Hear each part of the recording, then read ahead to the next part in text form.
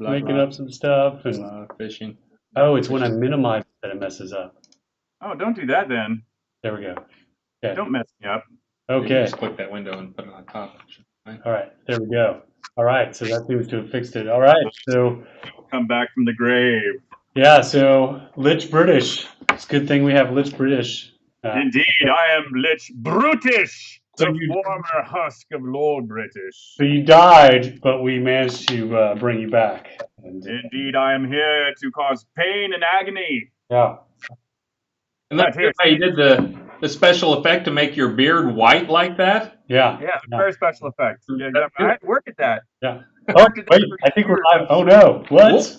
Years. Oh, are we on? Yeah. All right. Hey, Here we are. everybody. We're release 59 live stream. 59 releases in a row. Here we are, and this one is all about the fish.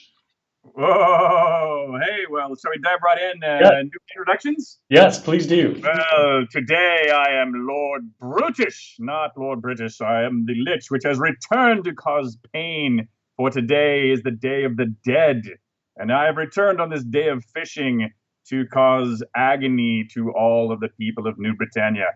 But my alter ego, Richard Garriott, who apparently does still live, is the creative director of Shroud of the Avatar, and it's my role, or his role, to create and maintain the vision of the game. And I know, as you know, that as Star said, this is the fishing themed. It's one that I've been waiting for years and years and years, and so I'm very happy to see the time is here.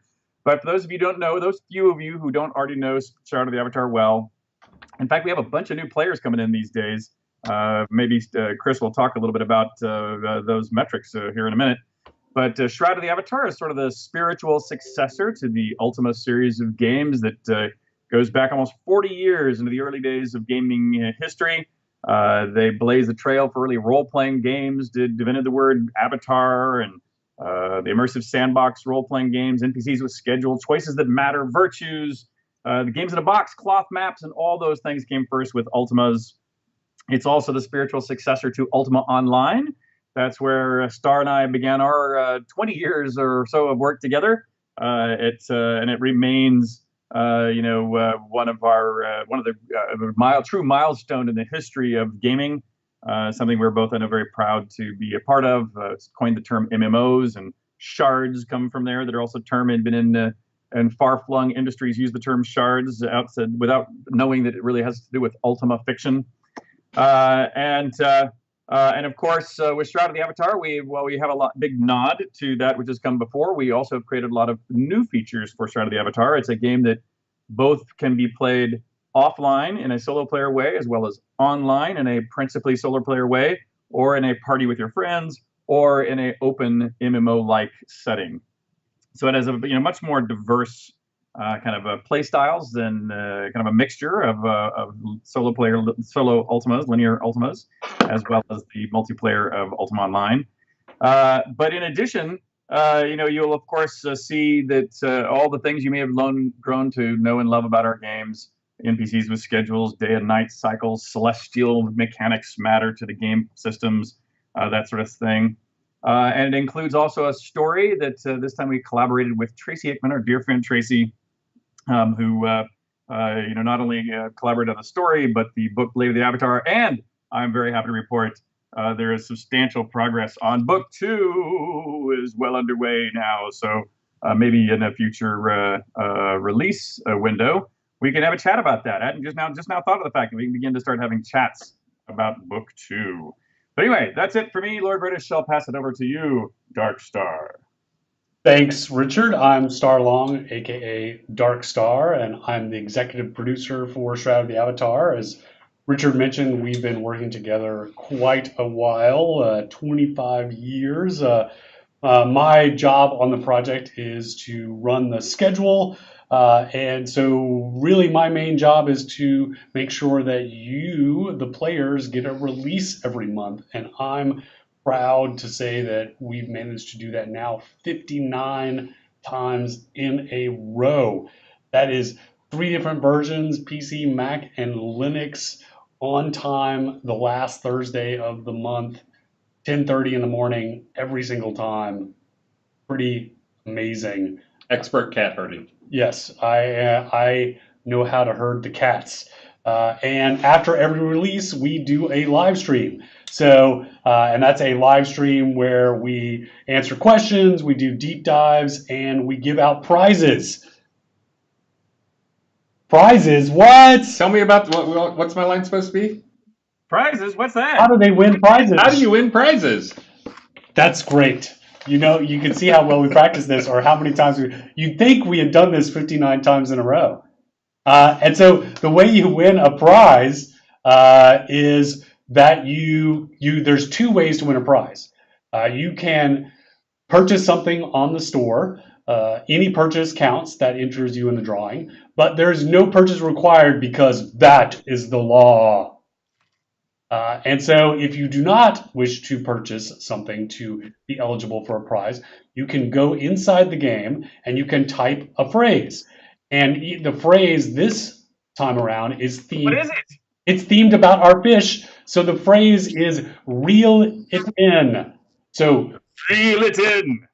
And it's all REEL. Reel. Yes, as in a fishing reel. I think people know that, but they just don't know how to spell fishing reel. You'd be surprised. Yeah. What people do or don't know. And also, just note, you do not have to say that in Universal. I saw hundreds of people saying it in Universal. It does not have to be in Universal.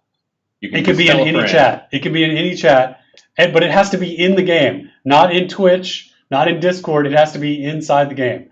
And see, I'm wearing my fishing hat, and this is the hat. This is my lucky fishing hat. Every time I go fishing, I wear this hat. It's my Beastie Boys hat. I got it at a Beastie Boys concert, and this is the hat that I wear whenever I go fishing. So that's why I'm wearing it today. And in honor of the Day of the Dead, I'm wearing my dress shirt that looks like flowers, but it's actually little skulls arranged in flower things. So I'm a mashup between Day of the Dead and Day of the Dead. Actually, most people think it's one day, but it actually goes it goes over a 3-day period. So and originally, most people don't know this, it was in the summer, but they moved it to the time of Halloween because of Western influence. Anyway, so you see what I'm trying to do there? Prizes. Do you see what I'm doing? Look at that. that. We already have the first winners, and these are people who either made a purchase or typed "reel it in." Well, yeah, I don't have the lures and stuff in it because they stick in my bald head. So that's why it's just the hat without the lure. All right, so the prizes. So fishing sign 9-pack goes to Alistair Holt. Wood duck goes to Odd Job. Ornate umbrella goes to Ragnar Shakur. Viking bathtub goes to Belladonna Black. Gondola water decoration goes to Elgarion. Pirate Galleon Town Water Home goes to Catherine Rose. That's an awesome one. Like the Pirate Townhome, that is amazing. That's good because Catherine Rose is also amazing. Yes. The player-owned town village water lot conversion. So this is a little token that allows you to convert a regular land lot to a water lot. That goes to Arsenic Powball. And a player-owned town village water lot. So this is a village-sized water lot. Goes to Luna Moon. Congratulations, winners. Seems redundant. Why is it? Luna Moon? Luna Moon? Luna means moon. Oh, yeah. By the way, trivia, if I had been a girl, my parents were going to name me Luna. So it would have been Luna Long. I'm glad I was a boy because the alliteration of that would have been too much, I think. All right. I'm disappointed you don't think my shirt thing is as cool as I think it is. Oh, whoa, that is pretty tricky. Long could, could almost be a dirty phrase. I'm trying to get it to match up exactly. We planned that. That's totally planned, as in all things we do. So, speaking of fish and fish themes, oh, by the way, enjoy, during the entire live stream, enjoy the amazing third grader level Starlong art that I've provided you today behind you. So you've got like a little kelp forest. You've got some fish chasing other fish. You got some waves. So that is so cool. So stretch goals. So our stretch goals. What are stretch goals? I'm glad you asked, Chris. Stretch goals are if you make any purchase today, you will get stretch goals. And stretch goals are items that we make just for people who make purchases or participate in the rewards program during a release. And this release, they're all about the fish because of Fishing Phase 2 that went live this release, which is this amazing expansion we made to the fishing system. And we're going to have a whole deep dive after this where we talk about it. But there's pavers with the cool fishing woodcut symbol. There's a fish throne, and we already got to those two, so you guys already hit those last week. The fish mask set, which we are literally only $500 away from. These are going to be awesome. So we're literally going to take the heads off the fish and we're going to make masks out of them. So like, you know how we have like the horse heads and the bear head masks? You're going to be able to like role play being like a fish person. And I want to see some PvP or guild wars between the fish people and the horse people. Make my wish come true.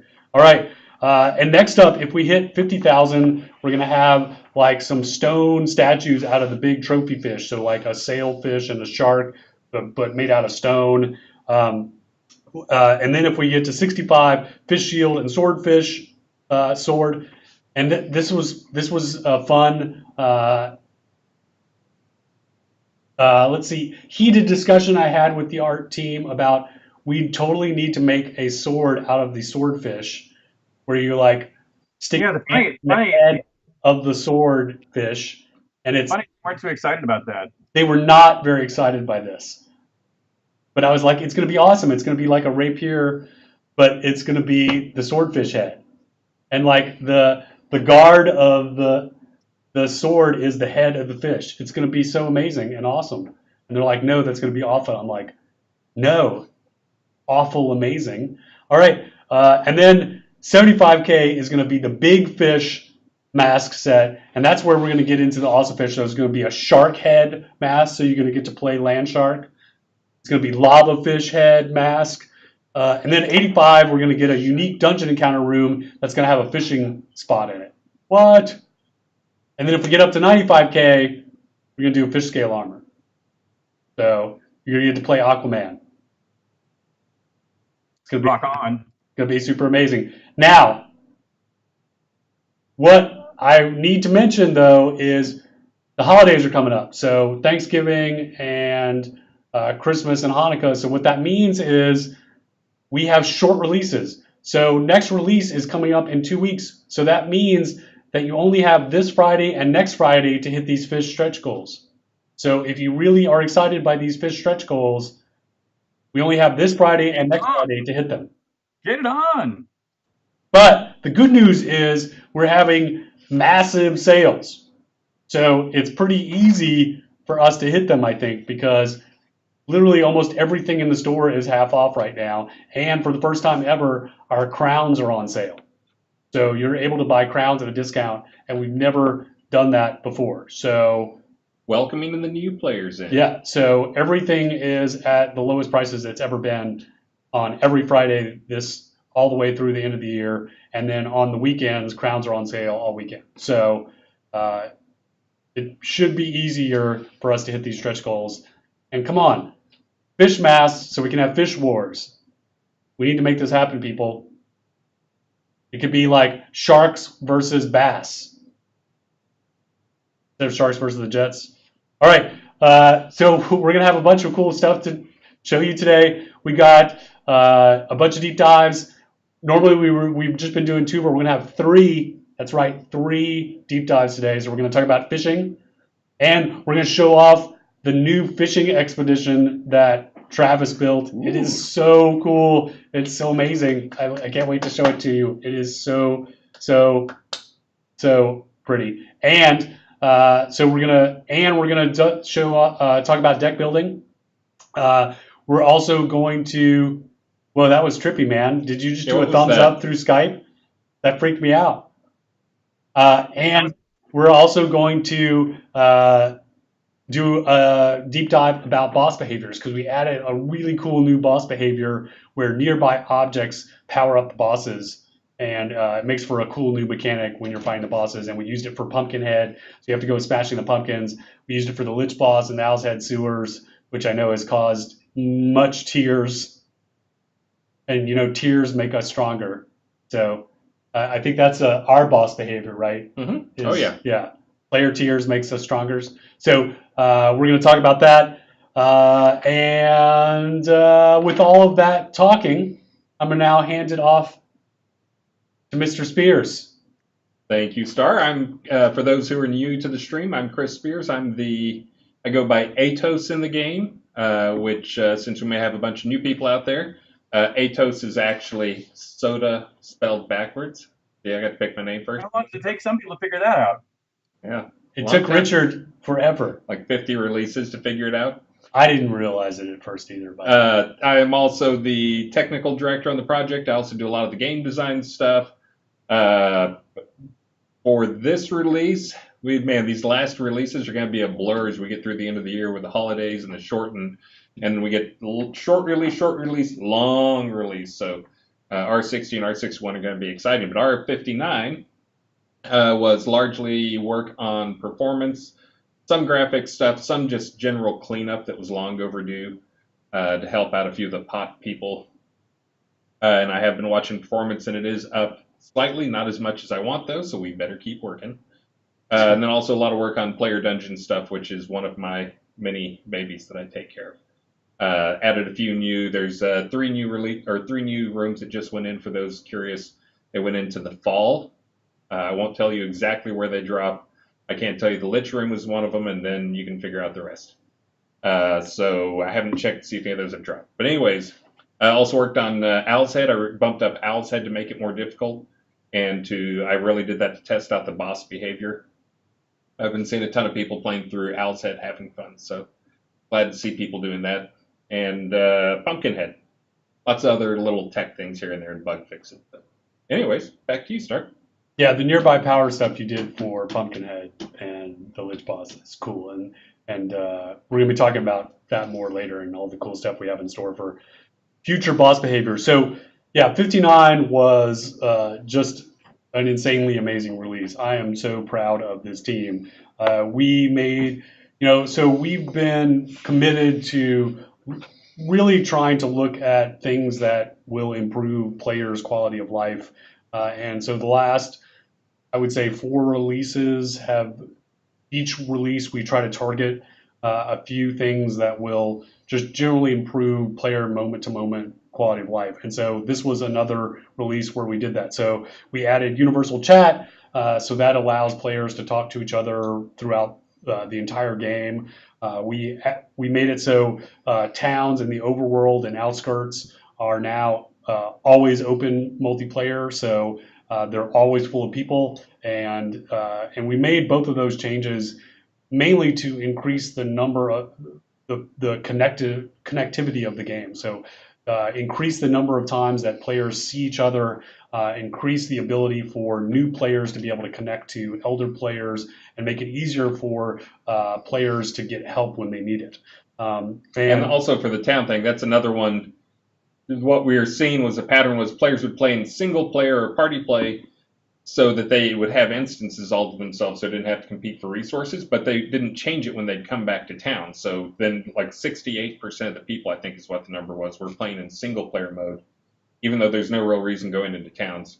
The other thing that we saw that made me want to push forward as well was that load times are actually better if you enter a map that has a couple of players in it.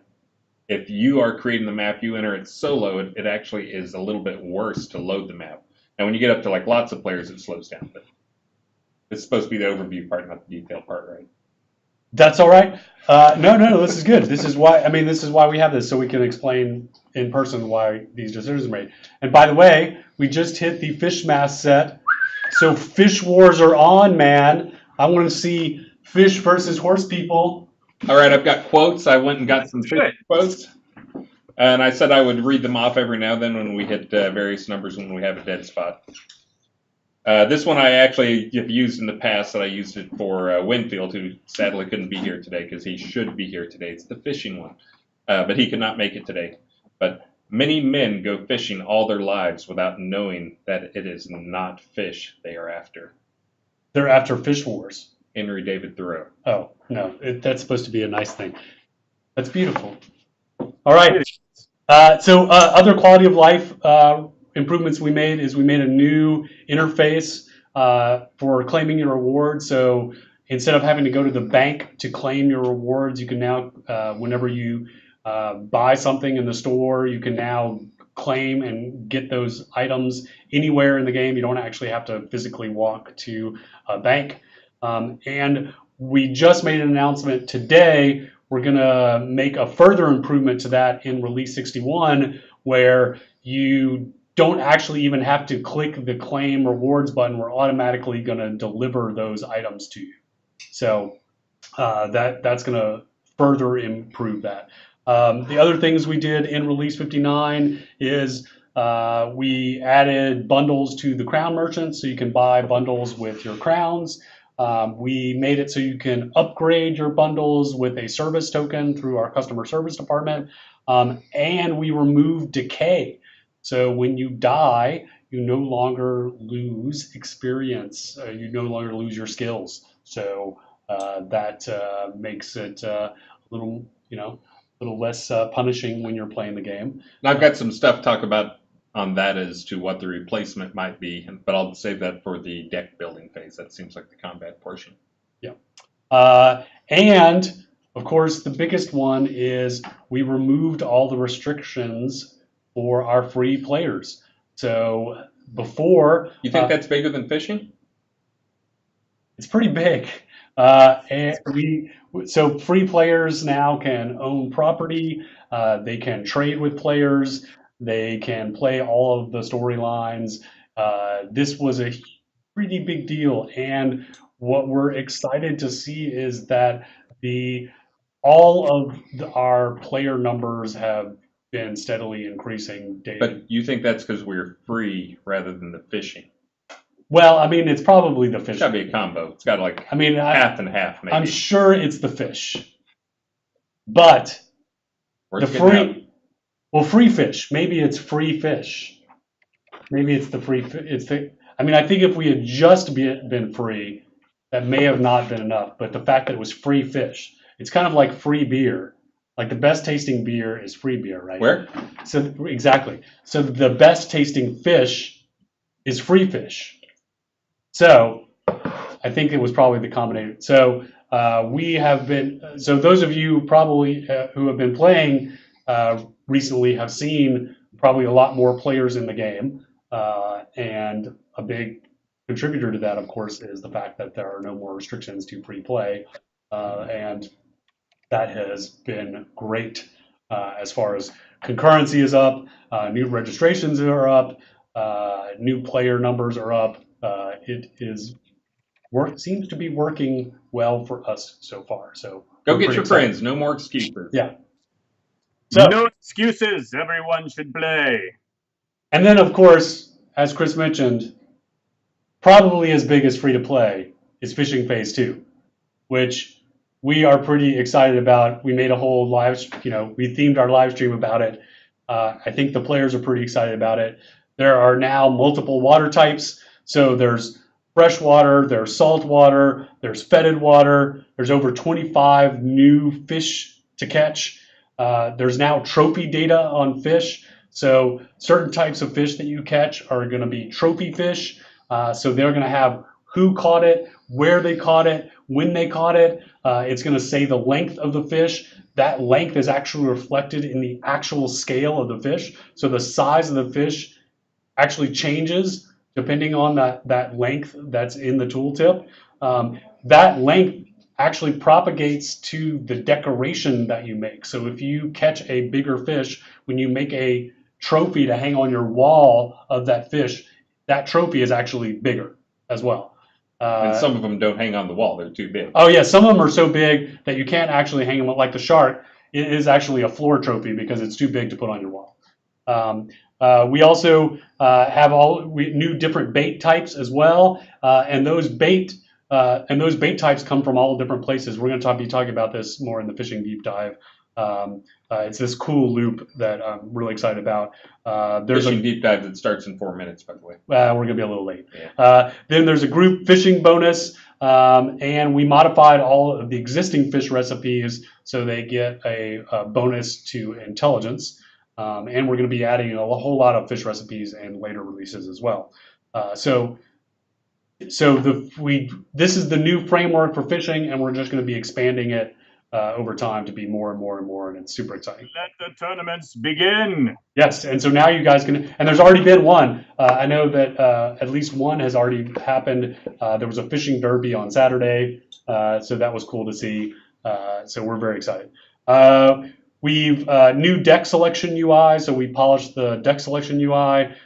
We revamped the new user experience. So we separated which path you go on from the decks you start with, and we actually start with all 3 decks. So blades, ranged, and mage deck. So you actually get to experience the fact that we are a classless system. Instead of start limiting you to a single class at the start, we start you with all 3. And we made a very focused tutorial map in the Isle of Storms that teaches you about the game mechanics without also trying to tell you a story at the same time. So we can do one thing versus trying to do 2 things at once, and made the starting maps more about the story. We also, like we talked about a few minutes ago, we added a new seasonal creature, Pumpkinhead, who uses this new nearby boss power. We also upgraded Owl's Head sewers to be a tier 10 map, so it is super challenging and fun. And it includes a new Lich boss who also uses this nearby power, so all the undead nearby him make him stronger. So you got to clear out all those undead near him to make him killable. We added more recurring spooky items, so spooky entry patterns for the dungeons, the undead specimen bats, which was a player request. Dual wax cylinder players now also function as radios. Player dungeons, we made more improvements. Like Chris said, we added more dungeon rooms. We made it so you can now decorate your dungeons. So some of those dungeon rooms have deco layers, and you can start adding. Not all of them. Not all of them. Some of them. Many of them do. I got the number of them. You can use crowns when you're crafting dungeon pieces to make copies. You know, we never actually told them that. That was the reveal. No, it's in the release notes. Oh, it is? Okay. Yeah, we did. Player housing, with performance increases, we doubled the limits for how many NPCs you can put in your basements. We also added pot, keep, and castle lots to the crown vendors. As Christian mentioned, we made some performance improvements, and we did tons of bug fixes. And the rest of Q4, so R60 and R61, those are going to have lots of more amazing stuff. So fishing is going to continue to expand. We're going to get lava fishing, fishing skills, new fishing recipes for all the new fishing that we're getting in. Fishing. We're going to get backslot items. We're going to get more player-made dungeon expansions. We're going to get winter and Christmas items, of which we got a preview in today's update. The Snow family, the snowman this year has a mustache in honor of Movember. Speaking of Movember, Chris and I are doing Movember again. Mustache of the Avatar. If you'd like to join our, I'm not sure. Yeah, you better start using a marker there, guys. You don't really grow much. We shaved yesterday morning. Yeah, it's the day 2. I got one day here. Maxine Felton. Okay. Yeah. Day 2. I guess it's okay then. If we get to when we get to 40,000 here, I'll draw my mustache on so it's a little more clear. Yeah, and so we're raising funds. Will you draw one on at 40? I'll draw one on 40. So we're raising funds for Movember, and if you can either contribute or you can join our Mustache of the Avatar team and help us raise funds. But the Snow family this year, for the winter holidays, the snowman has a mustache. It's super cute. It's made out of little green branches. It's very cute. And then other things we're going to do, Krampus, he's going to be our new seasonal creature and his army of zombie children.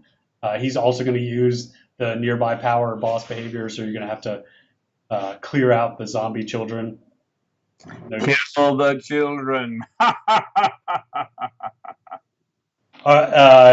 2000, and then another quality of life improvement. We're working on the ability for you to be able to store your vendor separately from your house, so that when you swap out your house, you'll be able to do that separately and keep your vendor's inventory intact, so you won't lose your vendor inventory when you're swapping out houses. And then 2019 is going to be even more amazing. So more quality of life improvements, like being able to bind anywhere. So bind to any town crier, bind to any tier marker at any adventure scene, and that's going to be really so that way you won't necessarily have to use your friends list as a teleport device and rely on any of them being online. It's going to be able to teleport to any place, anywhere, and there'll be an escalating cost to that. So it'll cost, you'll get a certain number you'll get like 10 bind points, and then for a certain amount cost, and then you'll get the next 10 will cost a little more, and the next 10 will cost a little more, and the next 10 will cost a little more. But that'll be any tier marker in any adventure scene and any town crier in any town.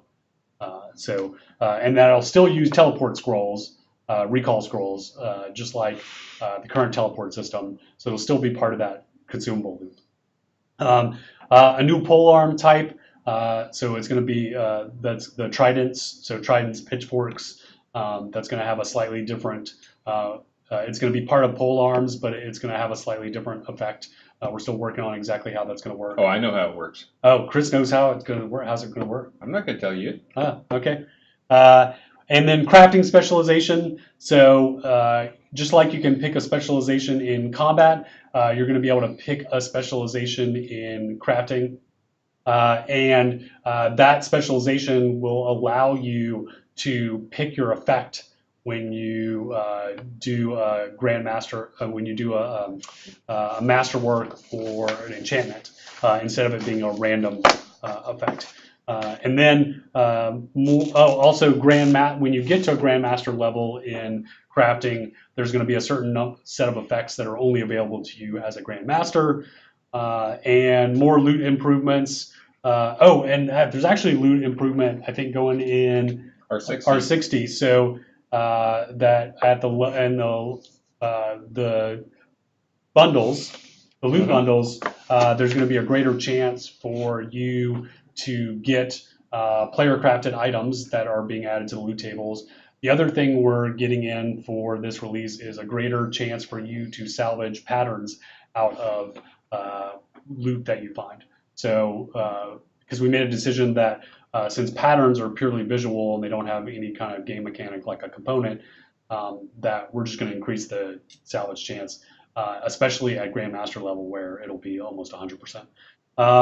And then, of course, at the end of 2019 is when we're targeting for episode 2, where we'll have a complete revamp of the quest system and the journal, theater system, treasure hunting with treasure maps, item affinity and reputation, where you'll be able to level up your items. They'll get titles, they'll get special effects. So you'll kill 100 skeletons, your sword will get the titles, skeleton destroyer, and it'll get a bonus to skeletons. And then you'll be able to trade that item. So, there'll be a whole economy around leveling up these weapons and then selling them to other players.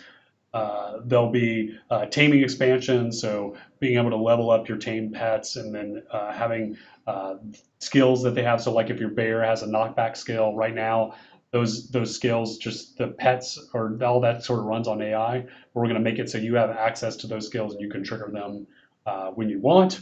Pet customization, customizable NPCs, expanded permissions for containers and doors for things like that'll be useful in the dungeons. So you'll be able to do things like set up locks and chests and things like that have certain requirements to open and things like that. So pretty exciting stuff coming up.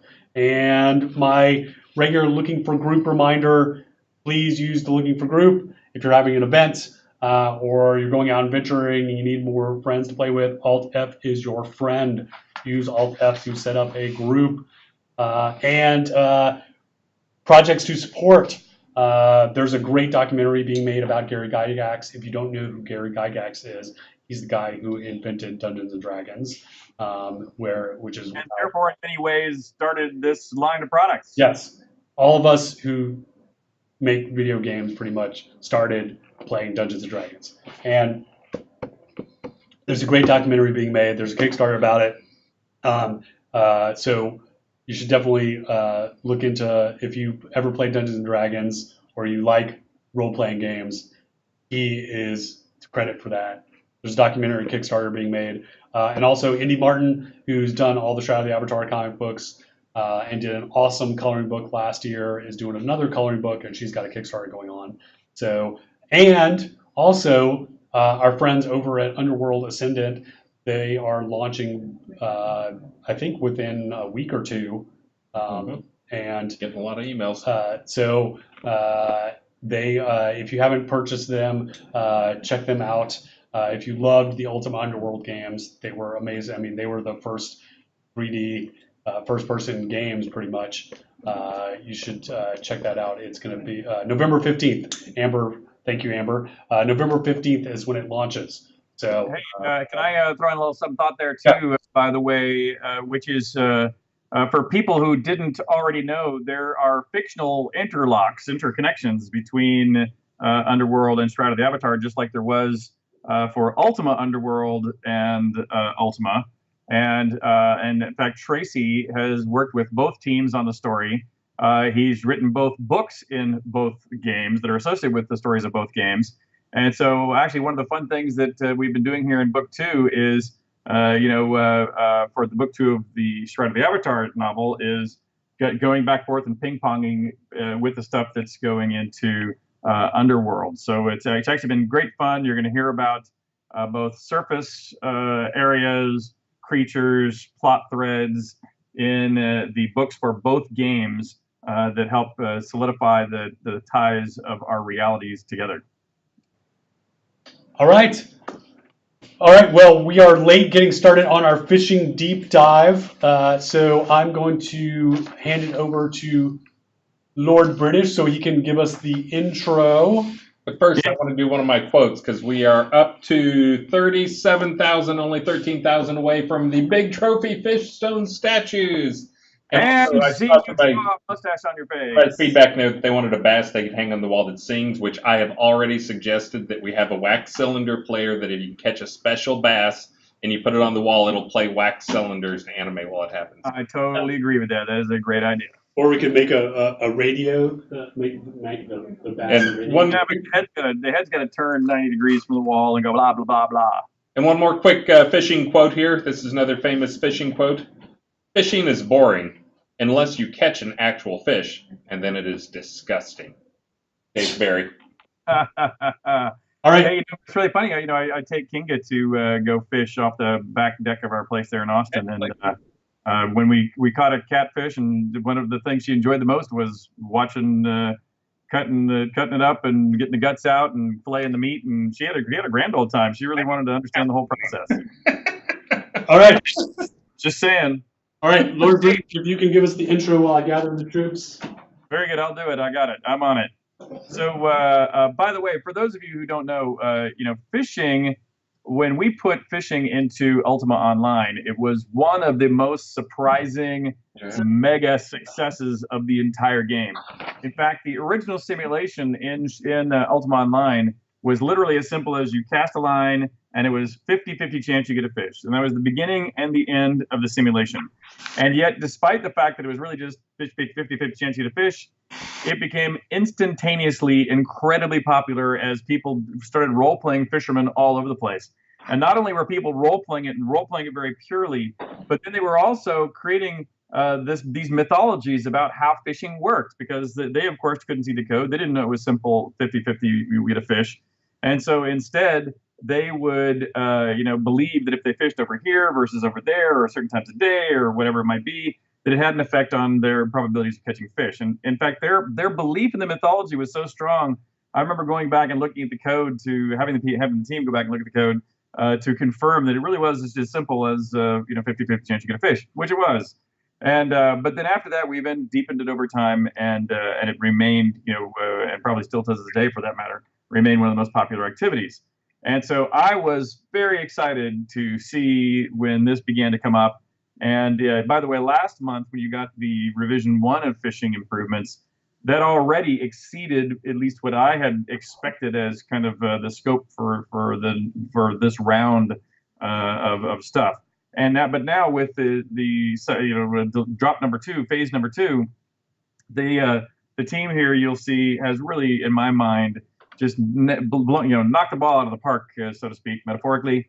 I think you will find what they have done for this world and for you and for those of you who are fishermen is phenomenal. So I'm going to sign off, let these guys take over, and I'm going to watch. I'm looking forward to what you guys have to show. So thank you all, and introduce yourselves as you go around to make sure everybody knows you. Carry on. All right. So before we get started, I have more prizes. And reminder, if you want to get a prize, you have 2 options.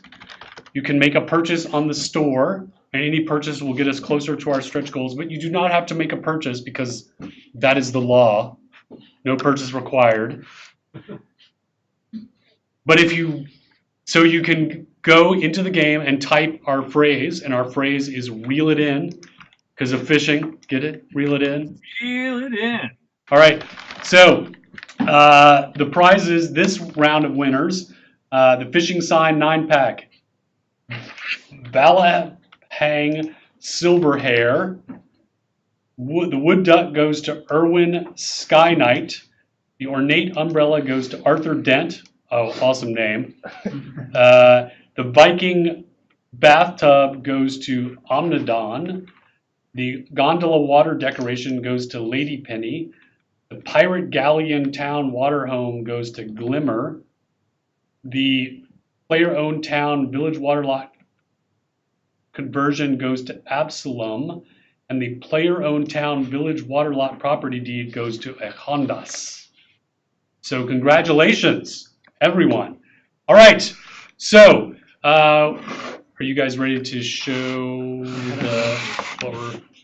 And you'll need to know how to take me off screen too, if you know how to do that. Yeah, you're off. Richard, wasn't there? We can hear you, but we won't see you. Wasn't there a story in UO? I remember reading that you met some guy fishing and you tried to give him some armor and a sword. Oh, close. Yeah, I'll give the short version of that story, which was I was playing as Lord British, but or watching invisibly really as Lord British, and came across this fisherman, and a knight came by and said, oh, poor fisherman, I am a wealthy knight. I'm returning with all this treasure and loot. And he began to lay it out for this guy, and the guy said, hey, begone, ruffian! I don't want your weapons of war. I'm a fisherman. I get up in the morning and I fish, and then I go sell my fish, and I use the money to buy some food at the pub, and I sit around and tell fish stories, and the next day I go out and fish. So begone, you ruffian! And these 2 role players really just couldn't understand each other, and I just thought it was hilarious. They were both so pure in their role play. So I'm so excited about this role play to get back to magical moments like that. So we got a room full of devs, and I kind of went overboard on how many people I could cram into the live stream because we had, but I kind of wanted to give you guys, the players, kind of an idea of the scale of effort that went into this delivery that we gave you on Fishing Phase 2. I mean, we had a bunch of the team working on different components of it. So, there was the system side of things, there was the content side of things, there was the world building side of things. There was lots of layers to it. So, as we were, so the thing where you guys are looking at right now is a new scene that's going to go live in the next release. And this actually wasn't originally planned, but the team got excited by fishing. So it's fun to see when we build a system and the team gets so excited they sort of just go off on their own and do stuff, which is what happened here, right? There was a chat conversation. I remembered Well, you did. Yeah, you asked Yeah. if you could do it, but you came up with this plan, Yeah, right? I was tired of fishing in mud and Kingsport, and like I wish there was just like a boat and a tropical reef, like a fishing expedition. You hire a boat and go deep sea fishing. There's a big one down there. And Richard and Star said they loved the ideas, so I kind of snuck it in at the beginning of this week. Yeah. So Yeah. This is my first time to see it myself too, and I'm just watching on the Twitch stream. People going like, "Wow, ooh ah," and I'm like joining them. I'm going like, "Wow, ooh ah, this looks phenomenal." This is our little Captain Ron bait shop. I don't know if people have seen Captain Ron or not, the Kurt Russell Goldie Hawn movie. He's got a little duck. The duck's name is Goldie. And if you don't want to fish and you just want to come on vacation or let the other guys fish, there's a little, come tan. I totally copied this from Eclipse Maiden. She knows it, but I told her so. Like paintings as blankets. They're rugs. no, those are actual rugs. Oh, that's Yeah. Because we made rug versions of all those tapestries, so players can make this. So a player can recreate this, and that's how we came up with the idea. Yeah, the pillows in the thing I saw at one of the Deco Divas beaches. Yeah. They had like tanning spots. Yeah. So where will you be able to get to this from? So I've added a teleporter from Airy, one to Arteris. I'm gonna add one to Mud. I have a list. We can release most of the prominent port towns. There'll be an extra teleporter boat like this, and it'll take you to the fishing expedition. Yeah. So the reason I sort of gathered the entire mass of, no, not everybody worked on it, because believe it or not, there's actually more people who worked on the system than this and the content. So, but the reason like Bobby's here is, so in addition to the fishing system itself, one of the things we noted about fishing by observing it throughout the years of it being in other games and it in real life is that it's a social activity, and so one of the assignment we gave Bobby was the social aspects of the, so you worked on the social components of it. So what parts did those include? Yeah, so there were two components that we discussed to implement to make this more sociable. One of which was kind of grouping experience, which we said, well, let's look at our adventuring, and you go out in the party and you battle things, and then you get bonus experience if you're killing monsters together. Don't you go out and get bonus experience if you're fishing together? So we kind of took that system and piggybacked off of it and used the same implementation that said, hey, if I'm out there fishing next to my friend, and we're both in a group, we're going to get our fishing experience skills faster. So we went ahead and did that. The other component was saying, we've got all these pots around the world, all these player-owned towns. It would be really interesting if we could say, pick a random pot, and then, for a day or something like that, actually include some secret fish or some fancy fish that you can only catch in that location at that time. So we kind of went and ran with that idea, and I think what we ended up with was kind of selecting 2 pots per day. The 2 player-owned towns per day are going to be kind of the fishing hotspot in the world. And what that does is that's actually going to cycle people through the different pots. So it's going to serve more than just something cool for fishing, but get people going and seeing the different pots around the world. I think Keith just put in the rumors where you can actually talk to NPCs and find out where these places are. And they'll tell you, they'll be like, hey, I heard this is a really good place to fish today. And you can go there and actually have a better chance at grabbing these elusive fish in these towns. And the cool part is, at least the technical challenge was not selecting the same pot over and over again and making sure everybody agrees on who is the selected pot. So it actually cycles through all the pots in the game. So if you are selected, Which there are 300 pots. Yeah, there's quite a few pots, but the cool part is every pot that has a valid lot in it, it has to be occupied. It can't be empty, is eventually going to be selected to be a fishing hotspot. And if I can ask for you to clarify, what parts of this are available now and versus later? The group bonus, like fishing as a party, is in release 59, and the pot cycle bonus is going in release. Well, the first rev of it will go in release 60. Technically, the cycling is in now. It's just you don't know where it is. You can't find out where it is, and there's no actual special fish. The actual technical selecting and all that stuff is functional. The heavens are giving indication even now, though none are yet prepared to take advantage of that celestial truth. And I think one thing is that, we've selected this pot, and right now the one thing we're saying is there's these fishing bonuses, but I think we'll eventually try to revisit are there other bonuses that we can do to incentivize people to come there. Now we know that it has to be something unique that you can only get out of there. So certainly from the fishing perspective, there'll be a certain fish that you can only catch in those pots, and that fish will lead to a consumable that you can only get from that. So we know that there needs to be a sort of visual reward for it, as well as a sort of consumable reward associated with it. So expect the fish that is associated with this chosen pot be something that turns into a consumable. And one of the other really cool things I'm excited about tech-wise is that I've tried to make the system generic enough to where we could use it for different things. So eventually we may be able to roll in to say, hey, this adventuring scene has adventuring bonus or something along those lines, to where we can actually select random scenes throughout the game, whether that be a pot, an NPC town, a fishing, adventuring. There's all kinds of cool stuff I think we can spin off of this when we come up. Yeah, I think it's just another layer on top of our systems. A lot of times we have, is it during the day, is it during night, is it summer, is it winter? All these different ways we have filters to control the loot. And this is another ad hoc one that we put in there. And I like pointing it out that could be adventuring scenes, this could be town scenes, just the concept is there. And however we decide to put this unique bonus that is added on top of scenes, it's going to be a lot of fun. I'm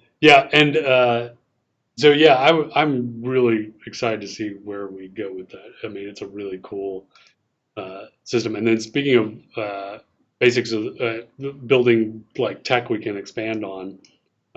So Joaquin, aka Wizard Smoke, so you helped expand upon and modify things having to do with the agriculture system.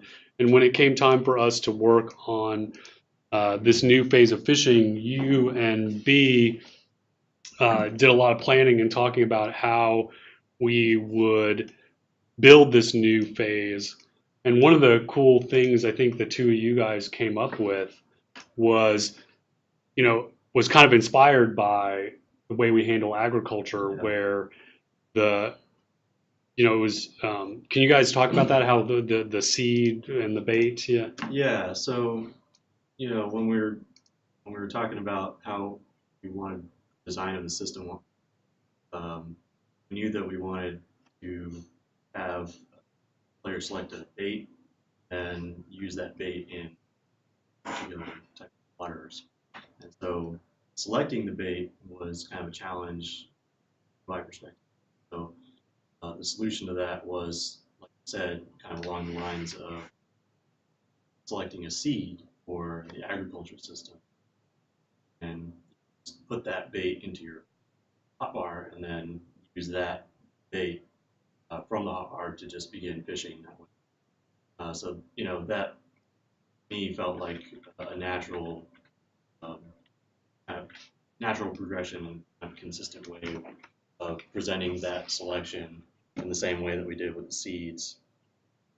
So yeah, that I think worked out pretty well. And another thing to note is that the other way that you can select bait is actually just by double-clicking it directly in your inventory. So just have your inventory open. You don't necessarily have to do that extra step of putting it into your hotbar. You can actually just get their inventory. Yeah, and a lot of it comes down to, whenever you're fishing, originally we just had one type of bait, so players didn't need to make a selection, right? You just fish, you use the bait. When it comes in, we added these multiple baits, there's a step of that selection, and we didn't want that to be a step in fishing. You want to choose that before, so you didn't want to be like, cast your rod, now choose your bait, now cast it. We want it to be a sort of thing, you premeditated thing. So that fits well with our system. So it kind of, gets a step out of the system to where you choose that bait first, and then it just synchronizes. And just with the way our game is built, with the way our consumables work and things, it just became necessary to kind of piggyback on existing tech. So the agriculture certainly was the best implementation we had. Pre-select, and then perform the actions. Kind of what became based on that, and then also helps it fit in the world. Because it operates the same as other systems. But like Joaquin said, since we've made it a consumable, there was these other cool things that piggybacked on top of it, like right-clicking to use. So you can technically have a bag just with your bait in it. You open up the bag, right-click, say use bait, and then go. Or you can have them on your, non-combat bar. So I like the flexibility of that, and nice that using existing systems got us some stuff for free that it operates like a consumable. I really like the layers of you can catch sardines and herrings, and they're bait fish, and and they give you a better chance of. Yeah, certainly inside of that, we'll talk about it more later, but there is kind of a trade-up scheme where, certain baits are easy to acquire, where other ones are more difficult. And you might have to use certain baits to get other baits. And so while a lot of stuff that drops out of the system is fishing, and a lot of stuff we've done so far is getting these fish and trophies and things we're going to show off here in a minute, there still are a lot of room for things that aren't necessarily as grand, but still add a lot to the economy, or still add consumables or things of that nature. So certainly our first implementation was about getting most of the fish and the art out there, or at least this current rev. And there's definitely a lot of plans in the future for adding consumables and other interesting things that aren't necessarily just fish that you catch out of the water. Well, yeah. So I think that's a great lead-in. I think one of the biggest expansions to the system beyond what we had before is the original system we had was super simplistic. There was a single water type, and there was 3 fish, and there was 1 skill, right? And 1 bait. And now we have multiple water types, we have multiple fish, and we have this really amazing series of intertwined loops, right? Where it's not only, that was just one that you guys started to talk about, where you catch fish that are in turn bait that you can use to then catch better fish. But then, like, the agriculture and gathering are part of the fishing loop, because, like, while you're out gathering plants or you're harvesting your plants from agriculture, you can catch bait, right? Yeah, correct. One of the fun things we have, since we have a nice big system and a lot of different places to put stuff, is the fun part is putting these different bait types, throughout the game, to where then, those will lead to certain fish, but certainly it incentivizes other aspects of the game with these baits. So certainly we put worms that you can acquire through agriculture, and it's pretty much anything in agriculture that you grow has a slight chance to drop a worm. And then, that's one of the things, like we put these grasshoppers that appear in cotton plants. And one interesting thing we do there is during the summer, they spawn at a much higher rate. You can find them all year round, but it's like a chance to get one during the winter. But during the summer, you're almost guaranteed to get multiple hoppers for almost every plant, or at least the high tier plant. So while we have the ability to have these hooks in these other systems, we can also have time filters hooked into acquiring those to make that more interesting. So along with the hoppers on the cotton plant and the worms in agriculture, there's some leeches that drop on zombies, so we have a chance to sort of have certain creatures drop stuff. We're eventually going to have to where when you butcher a chicken, you get like chicken livers for fishing and things like that. That's kind of more of a narrow. That's kind of more like a narrow bait, not necessarily one that is kind of generic that you apply to all. So I think there's going to be some types of bait that have a much smaller loot table, but is more of a smaller kind of cycle. Where the ones right now are about giving you some advantages, but you still have a chance to catch almost any sort of fish like that. And then with the leech, with each of the water types, there's kind of freshwater, saltwater, and fetid water. We kind of have almost bait types that are associated with them. Like our fetid water is kind of leeches, so you get those out of the water. Saltwater is like these herrings and stuff, kind of almost like little fishes that you would use. And then in freshwater, it's more, I guess there's a couple little ones you get, but mainly it's worms and minnows and stuff in freshwater. Not as many different bait types in freshwater as the other ones, but each one of those baits kind of, changes your chances to catch things. So those lead to other kind of cycles inside of there. So we're excited about adding more stuff to different systems and tying those to different progression inside of those, so that these bait types, kind of appear all throughout the game. And originally I had, I think, about 30 bait types that I spec'd out, and we got in 10 so far. So certainly there's a lot more tendrils into different systems that are planned, in the very short term. It was mainly just about getting enough bait to where you could see the variety in the different water types, and have some like cool little links to where when you're trying to catch a certain fish, you get for this certain bait type. But definitely extending out the bait types and how those are acquired through the game is going to be a big push in the next sort of cycle.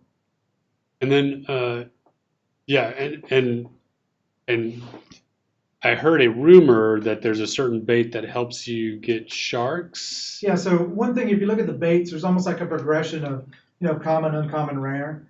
And your sort of easy to get baits most of the time give you like a bonus in one water type. And then your kind of uncommon ones will give you a bonus in multiple water types perhaps. But as you get to these higher tiered baits, they're trying to focus on catching a certain type of fish or a certain type of higher tiered fish. So, inside of leeches, we have this blood leech, which is really good at catching stuff in fetid water, but it's really good at catching sharks in salt water. So while these higher tiered ones try to still stay focused on their type of water, it still extends out to catch something in another type in a way that, makes logical sense. The idea that these blood leeches are, catch sharks really well. So Because they're full of blood. they're full of blood. And so it's interesting as we create things like that, it's these certain ways around it, or these certain sort of third ability, which is to catch a certain fish type, really starts to define and narrow those higher tiered baits that can be really difficult to get. So, just your basic worm and minnow is available at the store, and our sort of red worm is just the baseline, can catch almost anything in any water, just your chances are really low. But then the minnow offers like a slight upgrade on freshwater, but then still you can use it in the other water types. So, there is a kind of matching a bait type with a water type, but then also sometimes a secondary benefit, in the upper one. So I expect to do more stuff like that, that is kind of more narrow things that the baits catch. Like if there's a certain, certain types of baits you're using just to catch other bait, and things of that nature. And so another big addition in the system was the trophies, right? So the trophy data. So I think we have a bunch that we can show off, right? And then the ability to make decorations that propagate that, right? Yeah, one thing we were trying to do a lot with this fishing was, what does it take to make a good fishing tournament? And a lot of it is, what can we do to put this in the hands of the players? Because, they're going to run the systems, and while, we can't envision some way to run a tournament, it's best to put all that stuff in the hands of the players and let them do that. So a lot of the stuff is, what the players were discussing or heard feedback in is, you really want some legitimacy to these catches. You would have a fishing tournament and someone would just bring some fish they caught yesterday, and there's no way to really know if they really caught that. So while a lot of the times you're going to catch just a normal fish that stacks and you can make food out of, there's a certain chance that you're going to catch a trophy fish, which those guys don't stack because they have the unique data on them. And part of that is showing where the fish was caught, sort of the time and the location and who caught it. So, whenever you run a tournament, those are kind of the three biggest things you need to legitimize someone's catch. And then so a fun thing about that is that, once you have that catch that's legitimized, you want to transfer that into some sort of trophy aspect. So when you go to someone's house, you want to look at their trophies and see if it came from them. So then you kind of be able to legitimize the stuff on the walls. And we're going to show here in a minute some of the trophy data that's on these trophy fish. And then you can see that there with the caught by. And then that will translate over to a decoration that you can then put on your wall. And that trophy data will move along with it, so that while you can see it in the individual catch, but you can also see it in the catch when you put it on the wall. Then right there you can see that you can drag out individual fish. These guys scale based on the length that's in their tooltip. As you can see, there's two that are different there. There's kind of like a little random length there, 1.4 on one, 1.5 on the other. This one's a little bit longer, as you can see. And then whenever we translate those into trophies, that same length will translate over. So you have a numerical difference inside of the tooltip, which is along with the trophy data, trying to be some unique data to describe, the awesomeness of the fish. We're using length in this case. See, those are the same, so you can see them as the same. But it's interesting to have a bunch of variance in actual fish that you drag out as well as the trophies. And the more rare fish are bigger and have more variance. A lot of these are kind of uncommon. But there's a kind of a bigger one. That one might be a default. And when you catch them, you'll see large, normal, or small. And all those that's just trying to describe the range of fish length that you have. All those are technically the same fish. We just use these descriptors so you can kind of tell them different in your inventory. But once you make trophies out of those, it will become a marlin trophy. It just happens to be that the large marlin means it's between these two length ranges, and it's more difficult to catch. You see some different length ranges and some different sizes of guys. I've been trying to catch sailfish in game. Yeah. And that was the other challenge too, is making sure that, people fish a lot. So we want to make sure that these things are hard to catch and that, there is legitimacy to catching it as well as that it is difficult to acquire. So those large fish like that, the sailfish and pike and the sharks and stuff, those things are very difficult to catch. So it should be something that everyone's, proud about showing off. I've seen a lot of groups form and people will announce when they catch something, but then also on the new global chat, when somebody catches like a shark or a marlin or a tuna or something, they'll let the world know and everybody's happy for them. Yeah, so it's been a pretty special occasion when that happens. Good, because that's what it should be really, really rare. Well, and we wanted to make it to where catching a trophy fish isn't that difficult, but catching some of those really rare ones is. So, if you're fishing, you should have maybe a 10% chance of catching a trophy fish or something around there, one of the uncommon ones, just so you can kind of see the system and how it works. And right now it's going to the tanning table. And so we moved most of our fish and trophy stuff over to tanning as like kind of a taxidermy thing. So, you'll go to a tanning table and then there's these different trophies that you can make with kind of the source fishes, as you'll see there. And I assume, for you guys, I assume that some fish are really rare to get, and of course, the giant ones are extra, extra, extra rare. Are there some kinds of fish or general scales of fish that you've so far never seen spawned into the game? Like, some people have sharks, but the mega size sharks have never been done yet. I mean, anything like that to report? We'd have to look. I think we've been so busy with just trying to get stuff going. I don't know if we looked at the metrics of it. I definitely know people caught some sharks, but definitely the large shark is more rare than the normal shark. So we can look and see, how many of those are caught. But certainly inside of large shark, there still is a random variance of length, so we could definitely look for that as well.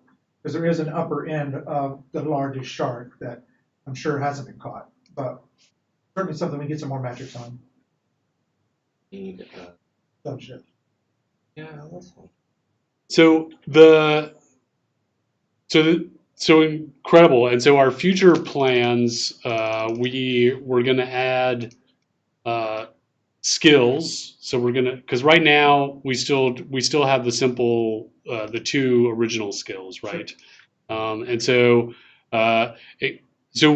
what's important for everybody to understand right now is our goals for release 59 was to get the framework for fishing phase 2 into the game and enough content in that we could basically express the system. That there were enough fish and there was enough bait and there was enough, and the water types were tagged minus lava, because it's its own main screen telethon. There you go. That you guys as the players could see the system at work, and then if you want to go back, you just click main screen Unity game. that you guys could see the system in place and start playing with it, and then we could start seeing how you guys were pulling the fish, how it was playing, etc. And so, but then we have a ton of plans for Q4 and Q1. But remember, as we mentioned earlier, the next two releases are coming quick. We have lockdown for release 60 is literally next Thursday, and then release 61 is just going to be a couple of weeks after that because of the holidays. So, but we still want to get a bunch of stuff in Q4 and Q1. So we're going to get lava fishing in, and that's going to have its own sort of parallel but separate kind of set of things. So it's going to have its own set of baits where you have to use jewels as the bait because, of course, jewels won't melt, right? And then you guys, we showed you guys those fish in a recent update. They're all the whole theme of them is prehistoric fish, and then what's the fishing recipes? Certainly. We haven't done any of the food stuff. We mainly got the decos in, but certainly there's going to be food recipes associated with everything and special recipes for the higher tier super rare fish. Can we show the ice pot too before we go? Could I'm not because it's a template. I'm not sure if we can just load up the template. Oh no! Oh no, Shark Star! Oh no, Shark Star! Oh no, everyone!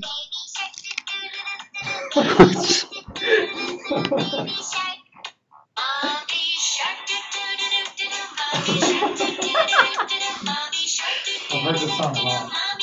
Seriously?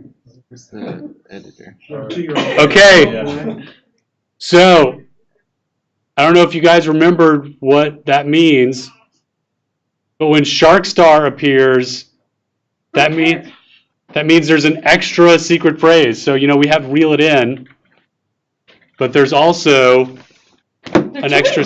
Whoa! There's also an extra secret phrase, and the first secret phrase is Shark Star.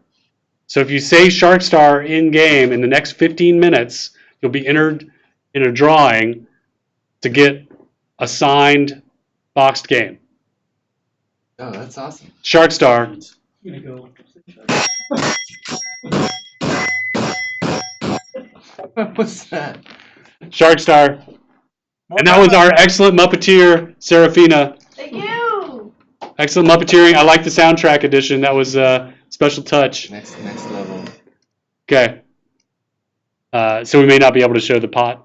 We can if the editor opens, or we could do it in a later segment. Okay. We need the very rare mustached shark star creature that you could actually catch in game. The mustached shark star. Very rare species. Yeah, it's so rare that it may never appear. 0% think of all the fish you haven't caught. All right, so the recipes. So we still haven't put in the recipes for all the new fish, right? Correct. We have the trophies, but we don't have the food recipes associated with those. So we made it to where you can show off your trophies on the wall. You can make basic trophies of the sort of common fish, and to where these sort of trophy ones here.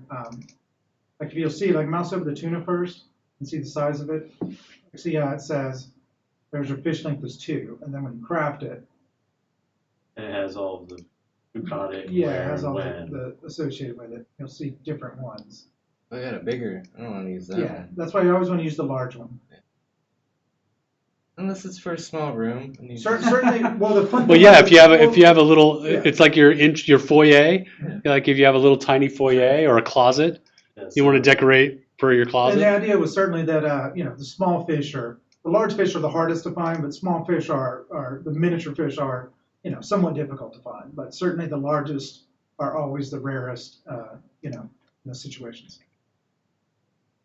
So we're gonna get new recipes, new skills. We're gonna get the lava fishing. We're gonna get the POT bonus. That's gonna go in next release. And then all the lava fish, because that'll be a whole new set of fish. Those are super. The mustachioed shark star. Yeah, that'll be super super rare. And a stealth. I think that's a stealth fish too. Like I think it's so stealthy. Uh, Oh, on Dev, there's no pot, so I can't. Yeah, I tried to go to festival. That's the first one I tried. hmm. We were trying to show you guys. We were seeing if we could show you guys the new fishing hole in the ice. Yeah, people were really sad with all the fishing. If they chose an alpine pot, right. There's nowhere to fish.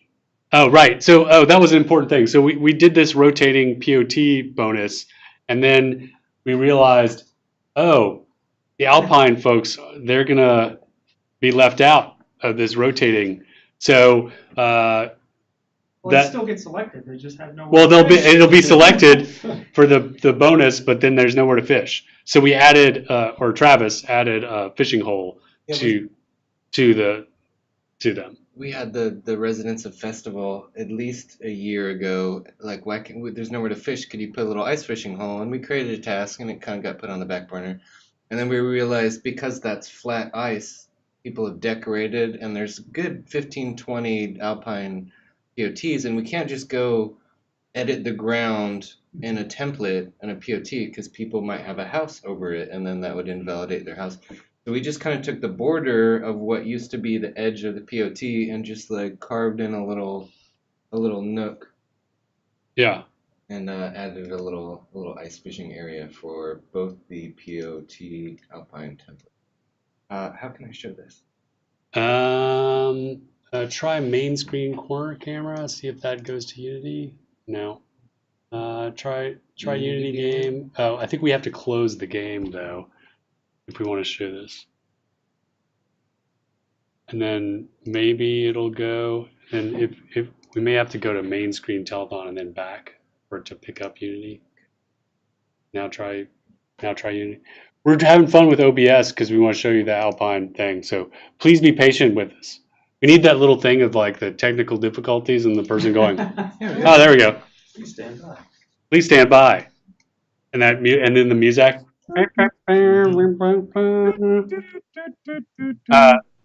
All right. So lots of cool stuff coming up, and we're super excited for you to show it all to you guys. Yeah, and so this was actually one of the questions that we got, and I think we answered it in this deep dive leading up to this was, can we get some bait from agriculture? Well, yes, you already do get bait from agriculture. Yeah, right now the worms drop from any. Well, it's not anything. I think we made a subset of stuff, so it's mainly the fruits and vegetables. So the underused are where the worms drop. Like they don't drop out of reagent plants. They don't drop out of I believe brewery plants, but most of our normal plants they drop out. I don't think demo player has any Fishing gear. fishing gear. But yeah, you can fish in these holes. Yeah. And you can jump in them. You want to do the polar bear club thing. Oh, nice. That was a nice. There you go. Yeah.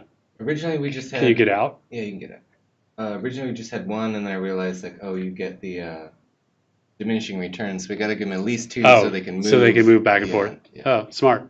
So if you live in an alpine POT, you'll notice this is a new area that was previously inaccessible right next to your lake.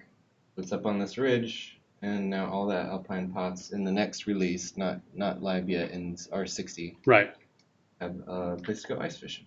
Yeah, and we couldn't put it on the frozen lake because the frozen lake is where people live. Yeah. And so we couldn't knock holes in the ice there because that would interfere with where people live. Already had a house. We just invalidated their house, which they would not be happy about. I would not be able to. Yeah. So, yeah. A question from the Twitch: is there any difference between the worms that you get from agriculture versus the one you buy from the store, or are they the same? No, the red via the name of it. There's a red worm, there's an earthworm, and those are different. But certainly all the red worms are the same.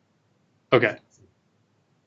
All right. And that's why a lot of times I'll do something to where there's a normal thing that drops, there's an upgraded one with a lower chance. So a lot of times where red worms drop, an earthworm drops, but it's just at a very, very low. So many of the baits have a basic type and an upgraded.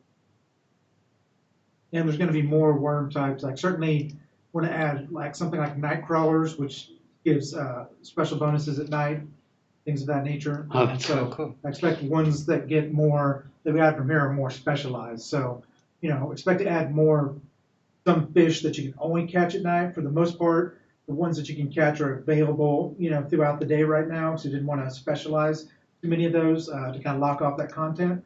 But certainly, I think now that we have enough fish to kind of where people can play and do tournaments and feel good about it, that we can add some that are maybe retextures that are very narrow and difficult to catch. Where right now, a lot of it is the chance to catch, which is difficult. I want to have some that is the time to catch is the difficulty, not necessarily the chance.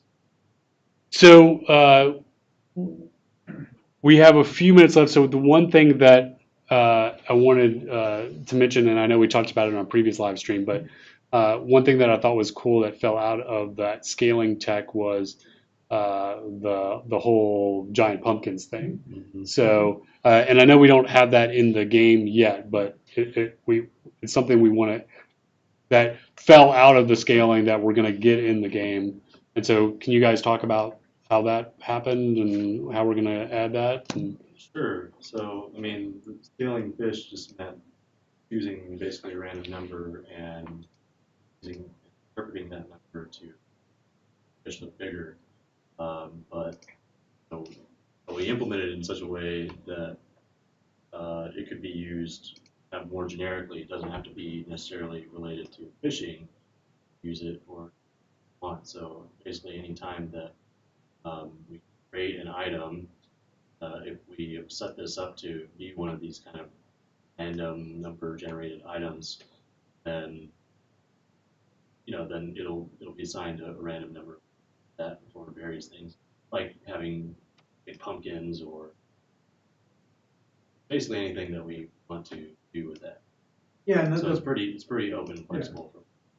And the pumpkins really almost, since we're still working on the fish art at the time whenever we were implementing the system, the pumpkin became the obvious thing that was kind of fun to scale up and scaled up pretty big. And then also, it extended on to the whole, you take it and then you turn it into something else where you can turn a pumpkin into a jack-o'-lantern and then keep the size that inherits from that. So I think it is a loop that we were happy with and sort of will do more in the future.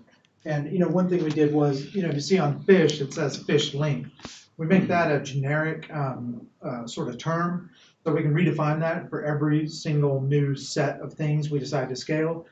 So whenever we do, fruits and vegetables, that'll be something called, radius or whatever we decide to call it. We can kind of customize the systems, different systems a little better, so that you can get, a little more uniqueness to each one of them. So whenever we do have the scaling tech in for pumpkins, it'll be something other than fish length, but parallel to that inside of our fishing trophies right now. So we did some work to genericize it. So whenever we do get it into agriculture, it'll be easy to customize. Cool. Yeah, and right now, see, he's dragging out his different trophies here. You'll see the little plaque that we added for the ones that are trophy fish that have the extra date on it. Yeah, so the fish that don't have the extra information like where, when, who, they don't have that little gold plaque, and they're just on a plain wooden plaque. So we added that little plaque to indicate, hey, this has the trophy information on it. And again, all that as part of trying to have that loop for the players for things like tournaments and things like that. And then the pumpkins, like where we're thinking we might go with that eventually with it, when we get are able to loop back to agriculture with it, is use things like fertilizer to like nurture the single pumpkin plant to get the giant pumpkin. Yeah, one thing too, we'll have to see when we extend it, but we plan on extending this to all the creature trophies. There's no reason it can't. The dragon head can't scale. I think we just have to do all that. Those wouldn't stack just like this, but since those things are pretty rare, but I certainly see it. A bunch of data work, and we'd have to, some work there, but certainly wouldn't be, unreasonable to move all of our bear heads and wolf heads and all that stuff to this system just because it's so interesting. So there's the caveats of how it wouldn't stack, but you get at least the extra information out of it. So certainly, those are set up in a similar. There's a common head and a rare head that is more specific. So those kind of parallel this already a little bit. So it wouldn't be too far to go with those. So I definitely, we like the scaling aspect and being able to show off your trophies and show off that you actually caught it or actually killed it. So I can see extending that to those guys as well. Awesome. All right. Well, thanks everyone. This was awesome. Thanks for building the foundation for an amazing system and getting a first set of really cool stuff for players to do. Like, it was really amazing watching, like, right when R59 went live, like impromptu fishing parties. Oh yeah. That's cool. No, these guys did an awesome job. I'm having a lot of fun. I'll keep the game idling just to like cast every 20 minutes because I want that sailfish to make a trophy. Yeah, we should pull some data to see how many of like the big, That's a the good big idea. super rare like. We'll try and pull some data before the end of the live stream. We'll see how many like of the sharks and the sailfish and the marlins have been, because those are the rarest. They're pretty ones, right? rare, yeah. The sharks are certainly the rarest. So Yeah. should probably use those as our. Yeah, see how many sharks have been caught.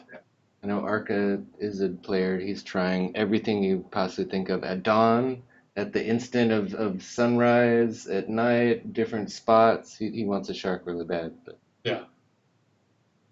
Awesome. All right. Well, thanks. All right. Thank you, everyone. If one of you could send Mr. Chris in, that would be great. All right. Well, that was awesome. So excited by the fish. Yeah, me too, man. By the way, team, phenomenal. Exceeding expectations. I'm in here chatting away on the Twitch and Discord, and wow, everybody's seems to be really enjoying it. And just reminds everybody. It reminds me too. I think it reminds you, Star, too, just what a kick-ass team this is to just to keep delivering this kind of stuff that surprises even us. Yeah, just incredible. Like so much cool stuff. And speaking of cool stuff, Here I am.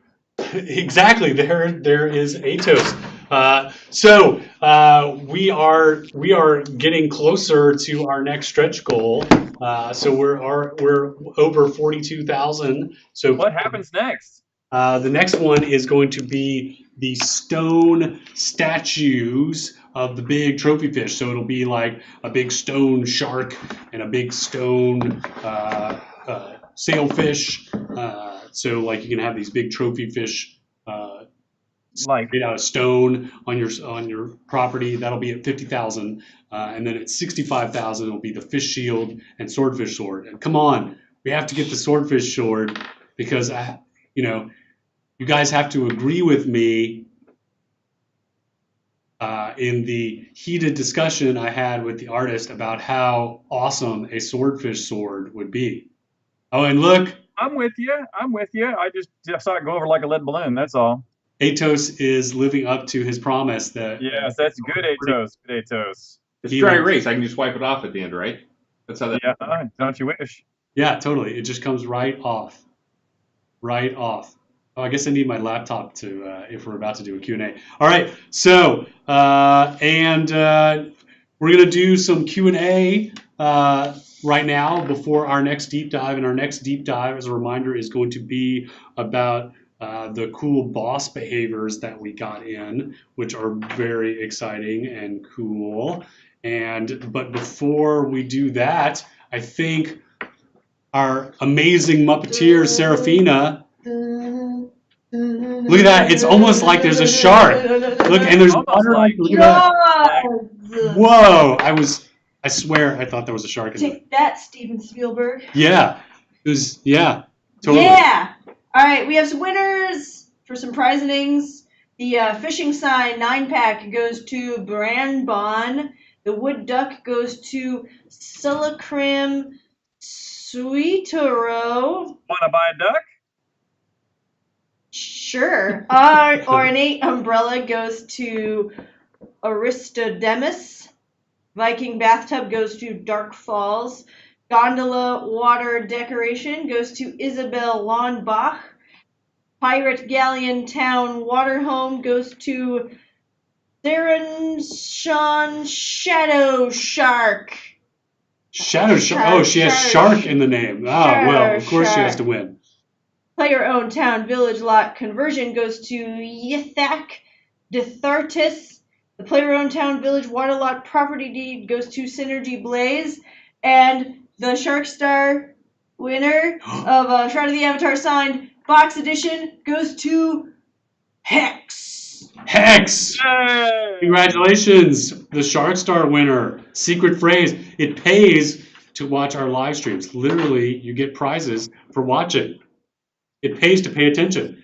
I'm going to go get my laptop so we can answer some questions. That's okay. I've got You're going to do fish quotes. fishing quotes here. All right. I'm behind on my fishing quotes.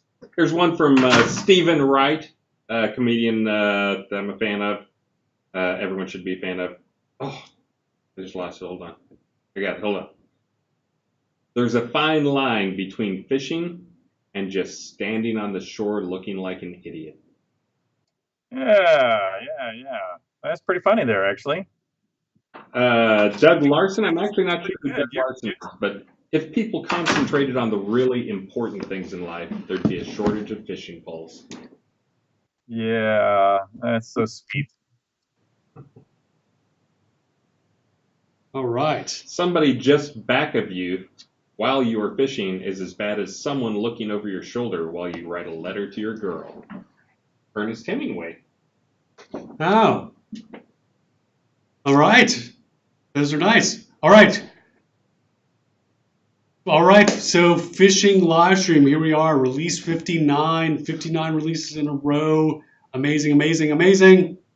Yeah, in fact, hey, Star, I every now and then you just got to say something like this. I'm going to jump in there and go, when you when we started out this process of a release every month, I wasn't sure you and everybody else could pull this off. And 59 months into it, it almost sort of feels so much like a given that people might lose track of just how hard that really is to not just do once, but do every time we do it. And I find it fascinating just to watch the whole team, as lockdown approaches, as things trickle through past the end of official lockdown, as people throw Hail Marys over the fence in the 11th hour, and but are still disciplined enough to get an early release and a second candidate and a third candidate. And then finally we turn it on live there and then patch up anything that hiccups after the fact. I mean, it's just a really an amazing chore. And, I get to kind of watch it from robot as much as participate in it.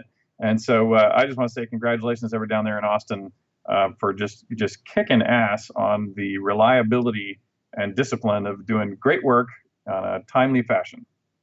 And I won't mention his name or what company he works for, but Star and I stopped in and talked to some industry gaming friends at lunch. It's funny because one of them had just changed jobs, and he was talking about he was briefly at a place where it was crazy. They do a patch every month or two. It's just nonstop chaos. Like, I can't imagine that surviving. And of course, Star and I were just like, yeah, okay, yeah, and go on. What, really? All right. Well, thank you, Lord British. We are very pleased with our cadence and the discipline of our team. We are super happy. And the reason we should say why you just drew your stash on. Why did you just draw? For those who might be joining us just now, why did you draw a mustache? This is for Maxine when I get home. She wants me to have a mustache. Oh, and we're also doing. Right. Mustache of the Avatar. That was actually me pretending that I was. Oh, I see. That's good. Yeah. Acting.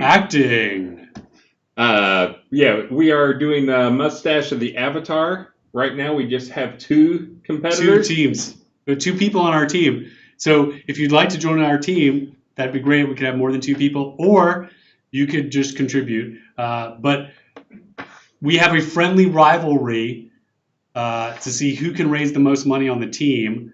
I got a head start. I got a head start due to some large contributions to me personally. Now, all the funds go to charity, so everybody wins. But it'd be great. Where's the If place I to win. sign up for these? What? Where can I go give Atos some money just to even this out? Did we put it anywhere on the page? Yeah, it's in the latest update. Okay. You can. But you got to tell people where to do it, man. Yeah, so if you go to our webpage and you look at our latest update, and you go to the Movember part of the latest update, there's a link to Mustache of the Avatar. Or if you go, there you go. And as Star said, you can either donate to the team, or you can pick one of us to donate to directly and pick your favorite. If you want to let us know who your favorite is, just saying, more dedicated. I've already drawn my mustache on. He didn't even shave his little soul patch. He's supposed to shave that. That's against the rules.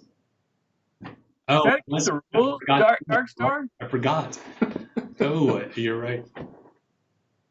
Okay, so I will take care of that tomorrow, but I did forget. To take care of it. All right, okay. I'm not going to shave for a long time. I'm going to be shaggy and bearded. Maxine wants to. But anyway, so yes, we are raising funds for Movember, which is all about men's health, physical and mental health issues. But Mo brothers and Mo sisters are welcome to join the team. It's a no shave month, or you can do a fitness challenge. Either one is welcome. So there you go. All right, let's do some questions, shall we? So Jay Nord asks, can we have a universal trade chat channel to keep trade out of the new universe chat channel? That's, I think so. Yeah, so I think we could make another universal chat channel that's about trade but has the same sort of rules. So yeah, that's an interesting suggestion. So we will consider it. And I just want to compliment the people who are on the Universal channel for being amazingly well behaved. That's actually for the first 2 or 3 days after we did the release, I would go in and I have a thing I can go and search for it. And I went and, of course, put in let me search Universal Chat for, let me enter all the dirty words here. George Carlin's list of dirty words. And there was only a couple of them. They're very appropriate. So. Yeah. It's okay if you use it appropriately. And, well, and no racist stuff. No, I didn't see any personal attacks. I didn't see anything horrible. Well, and again, I would to riff on that. When we were at SodaCon, we were talking about the player heraldry system, and I don't know if everyone knows this, but there's 2 ways for you to add heraldry to the game. You can add heraldry by using the Blazon generator, which is like pre-made shapes, but you can also just submit any picture you want. So we were, basically anticipating a flood of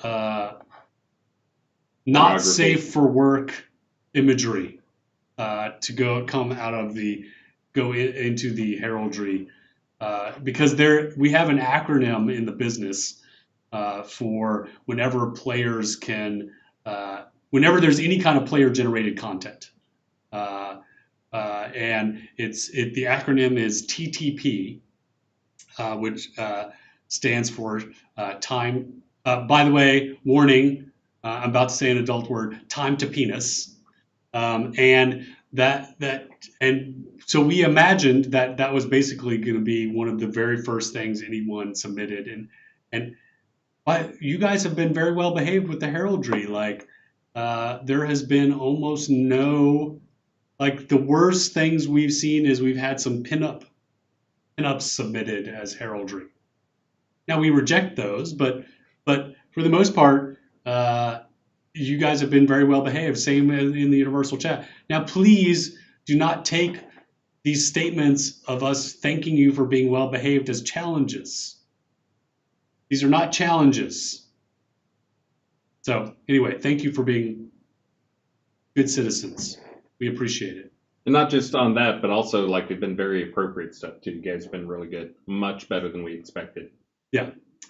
And Star, I hate to be the one to break it to you, really I do, but it looks like Chris is now ahead of you on the raise.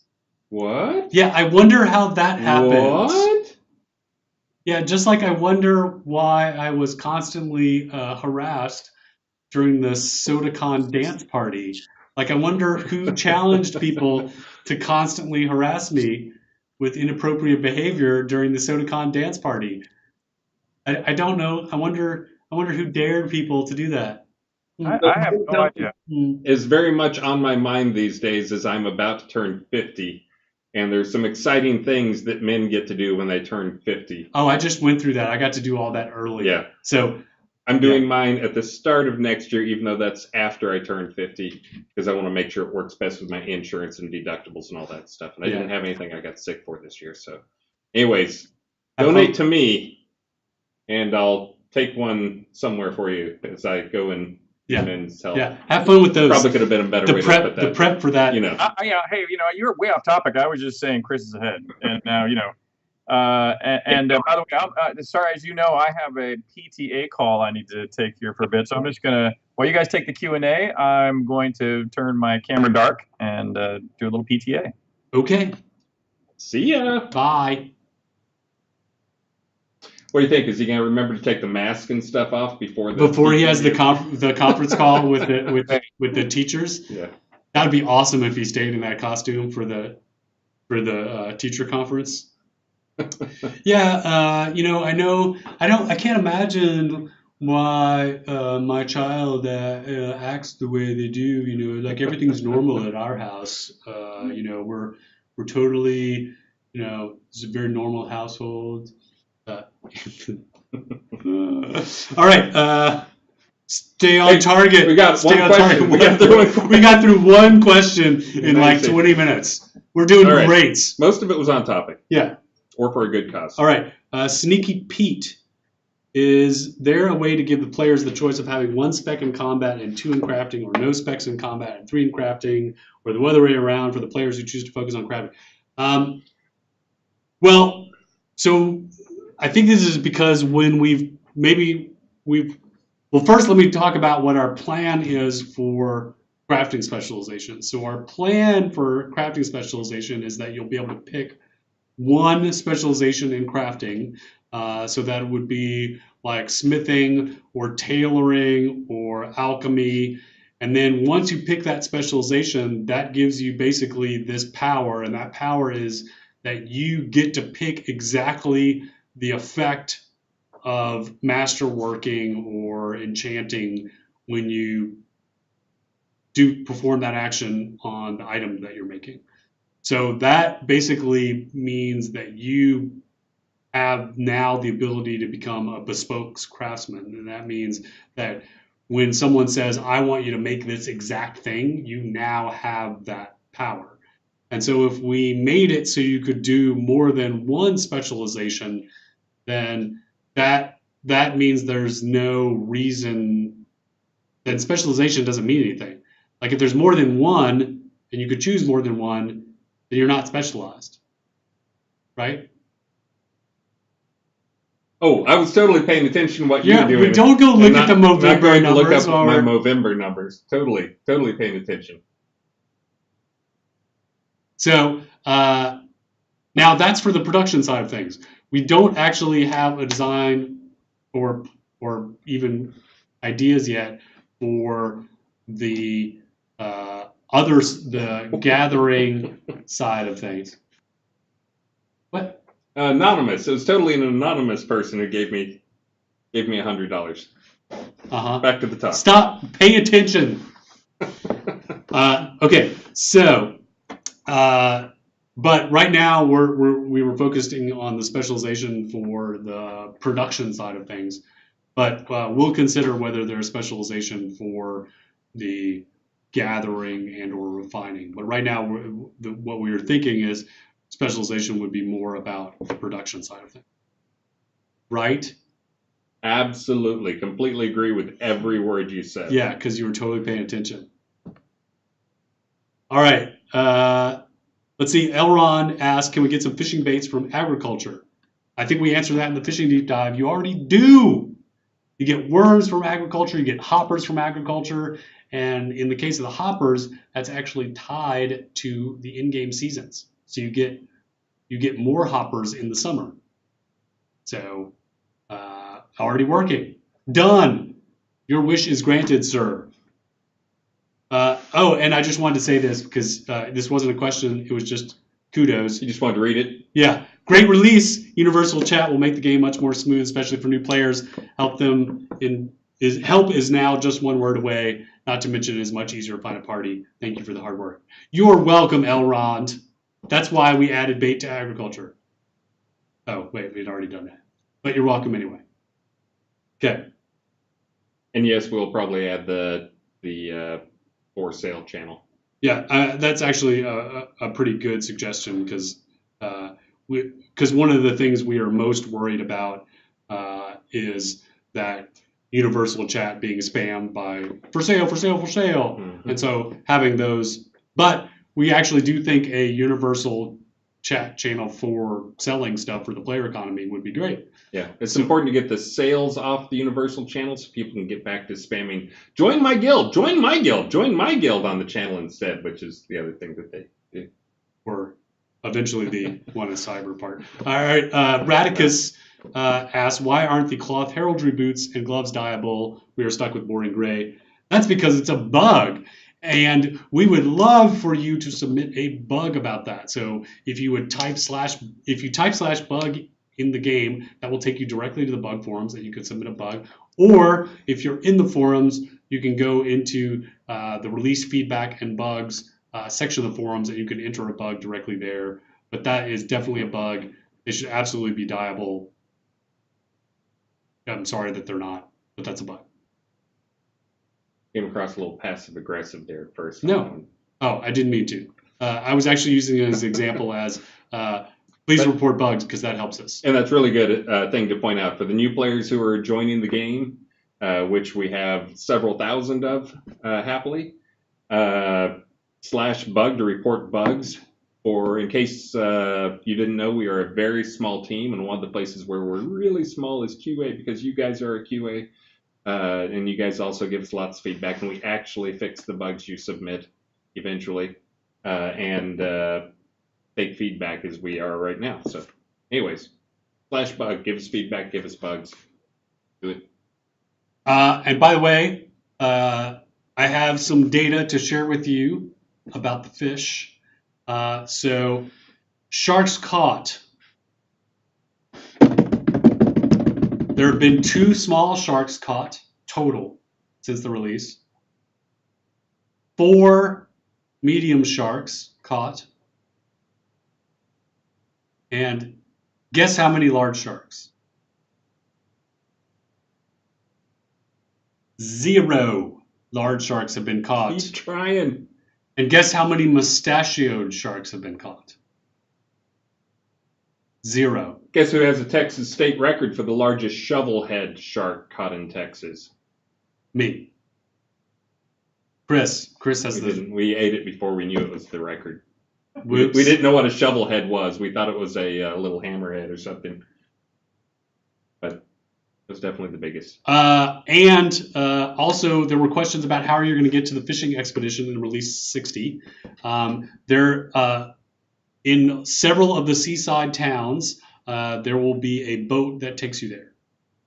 So you'll be able to take a boat to it. That's how you're going to get there. I just remembered that there was a place that we wanted to go to. There's a very cool quest being run by players. Oh, and I forgot I have to patch. I patched earlier, but then I forgot that we released. Oh, it was quick. What timing? So we're going to go. So if you could answer some questions or either that or navigate. Let's see. I'll read some more good feedback here. Brass Knuckles, R59, best release I've played, best changes, A+. Better than Cats. I laughed, I cried, I would see it again and again. I embellished a little on that. You did? Really? Next big change to make is Pet Focus cost by 50% gives summon pets plus attunement that will give a huge win for R60. And that is one thing that I still am planning to doing. But as anyone who sees what I work on a daily basis and knows how much I interact with the community, I'm always super busy, is finishing up specialization for spells for summoned creatures. That just reminded me of that part. Also, I did a big tune-up pass on the Wyvern to make it more of a glass cannon. I didn't hear a bit of feedback on it. I guess that means everybody loves it. That must mean that everyone loves it. Everyone is just in total love with it. Cerberus, not Cerberus. Cerberus, I love the ornate marble dungeon foyer. Will you be selling hallways and rooms in this style soon? Yes, I do plan on getting those rigged up. I've already got them broken up, and I need to get those hooked up so they have like the connections and all that jazz. Because the template dungeons we gave people weren't made from the actual pieces. They were made from art, but they weren't made from actual dungeon pieces connected. But yes, hopefully I'm going to get that out in time for Christmas. Because I know you all want to buy dungeon stuff for Christmas for your friends. And for those who don't know, you can go look at the screenshots, but they're very cool looking and very unique looking. There's also a bunch of rooms.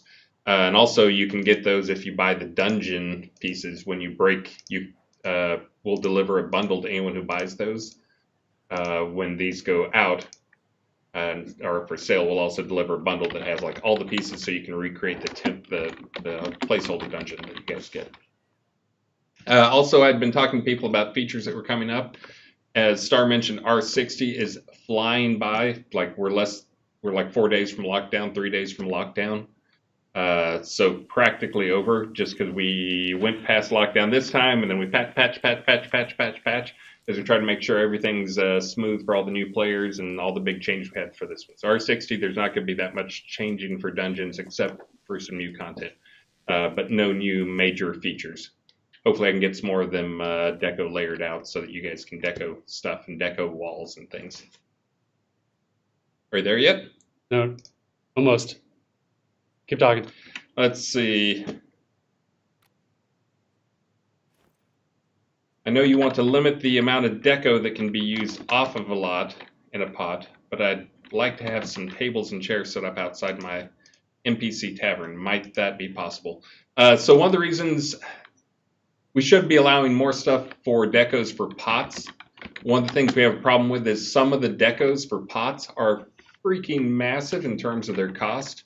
If you've seen some like the dragons and all the different other crazy stuff, there's some pretty big decos that can be fairly expensive to render. That's not even our biggest concern. The biggest concern is that they all load like right when you enter the pot, so it can actually add to the load time of the pot. So I think we're going to be dealing with some of those type things, though, and we should be able to add or up the pot limit, because trust us, we want you to deco the pots and make them crazy, crazy cool. We don't want you guys bumping into limits, but that is one of the things I wish we had, but I don't know if we'll get in. We may just up the limits, is making it so we can set a cost, kind of like what we do for the dungeon pieces, for the pot deco. So we can make like, here's a massive thing that's a pot deco. Well, you just want like a table and a chair. Like the massive thing should cost you like 20 points and the table and chair should cost you 1 point.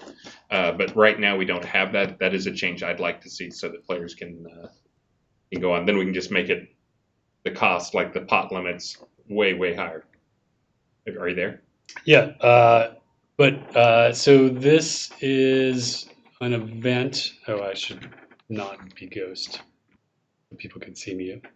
No pulse. So there's a Stone Dragon quest that is in the player-owned town of Jade Valley, and apparently you follow these green torches, and there's a whole story about it. And a player-made quest. Ooh, look, see, and there's clues. And what's amazing is like it shows the power of like our decoration system, And what player, like each one of these is a clue apparently. And then I think it leads to this dungeon over here, maybe? I'm not sure. But there's a whole story that they wrote that's in the link in the forums. And then you're supposed to figure out in a clue. And they made a video. There's a video about it and a story. Very cool. And we also love seeing this stuff because like if we had to say one thing that episode 2 is all about, it's about more ways to interact, more ways to expand the sandbox, more ways for letting players create this type of content. So giving you guys more tools so you can make stuff like this even cooler. So definitely love seeing this. Like there's, yes, cool. Well, that's not a stone dragon, so. But it's green. It's jade. We have a green dragon. No, well, that's a topiary dragon, but see these green torches. So you follow these green torches, and I guess this is we're supposed to figure it out. And this is only going to be up till November 30th. So if you want to do this quest, you have till November 30th to figure it out. Oh, wait, there's a book here. Oh, see, and then they use a player book to Stone Dragon, chapter 1 of 2. You read this story. Wow, this is cool. And there's another book. Oh, this is part 2.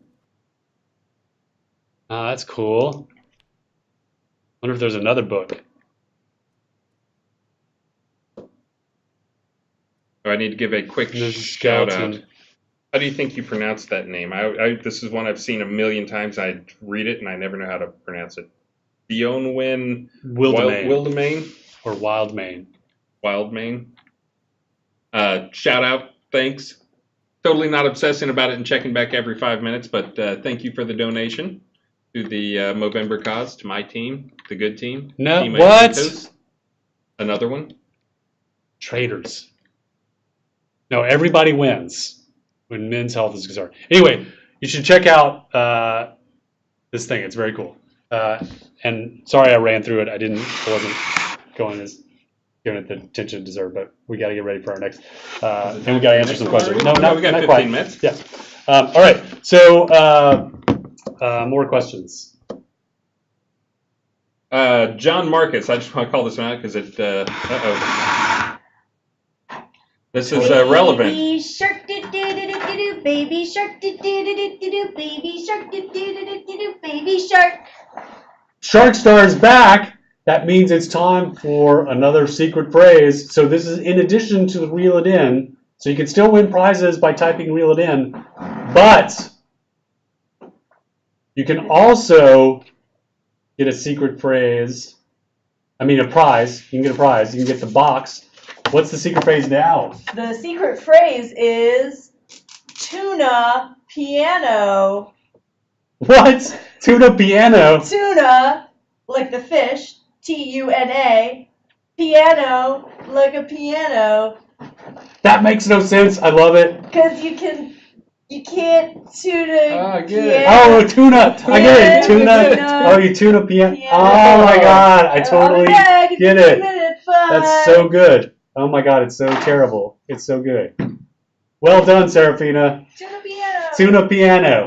Okay, so if you in the next 15 minutes, if you go into the game and you type tuna, I can't even say it, tuna piano, Tuna piano,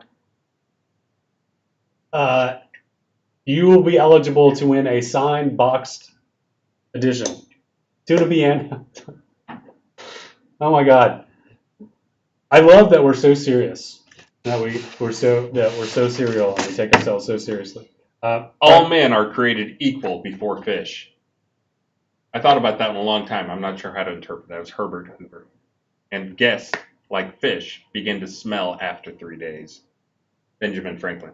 A lot of good quotes from Benjamin Franklin. Probably second or third behind Mark Twain. He's always at the top. Arthur Dent, yes, you can tune a piano, but you can't tune a fish. That's a dad joke right there, man. Total dad joke. All right. Okay. Bioxide asks, does fishing skill improve anything or just a slightly further range? I heard a skilled fisherman might have better luck on the rare fish. Your fishing skill does improve your chance to catch fish. And when we get the new fishing skills in, those are actually going to improve your chances in the different water types. Let's see. Gia asked, can you consider to let the DJ console as an in-game instrument to let the radio streamers to stream without actually having to force players to tune to the music source? So we could, however, when we've considered that, we worried about abuse. So because you can configure the radio station to tune to literally any web stream, if we didn't make it so players had to choose to listen to that, that means a person could set that radio up on a lot, then tune that to any web stream, and that could literally be anything. Alex Jones, 24/7. Could be pornography. It could be whatever. And so the other issue you would have is if there were multiple radios and they were tuned to different things, that would be conflicting audio sources. So if we make it all client side and the player is choosing to tune it, then it greatly simplifies it. So that's why it works the way it does. It's for abuse and to prevent conflicting audio streams. So very unlikely we would change that. So, If Thealtus, will you add new NPCs to the existing scenes during the development of episode 2? Probably. Richard would be the best one to answer this, but he is probably trying to scare people right now with his death mask thing that he's wearing. But probably, I don't think we've finalized, but that there will be some crossover back from episode 2. It's like episode 2 storyline won't be completely in episode 2. There'll be some at least back, so there'll probably be some new quest NPCs, and also we're always adding new features and other stuff too. So most likely Richard would be the absolute source, but okay. Majoria70 asks, can you talk about how travel will work in the game with the updates to Binding Anywhere? Yeah, so the plan is that you'll be able to go to any tier marker, that's that little pile of skulls in a scene, or any town crier. But by the way, this is the plan, but it may change. So you have to go to the place first. So you have to get there at least one time before. And then you basically right-click on it and then say, I want to add this to my list of places that I can teleport to. And then you pay a fee, basically. It'll cost you some in-game gold. And then that then gets added to your list of places that you teleport to. And then each time you teleport to it, it would use a recall scroll like we currently use for teleport. And that the cost to add them to your list would scale based on how many you have in your list already. That's the tentative plan. But that may change, so don't lawyer me, bro. I haven't heard that in a while. But that's the tentative plan.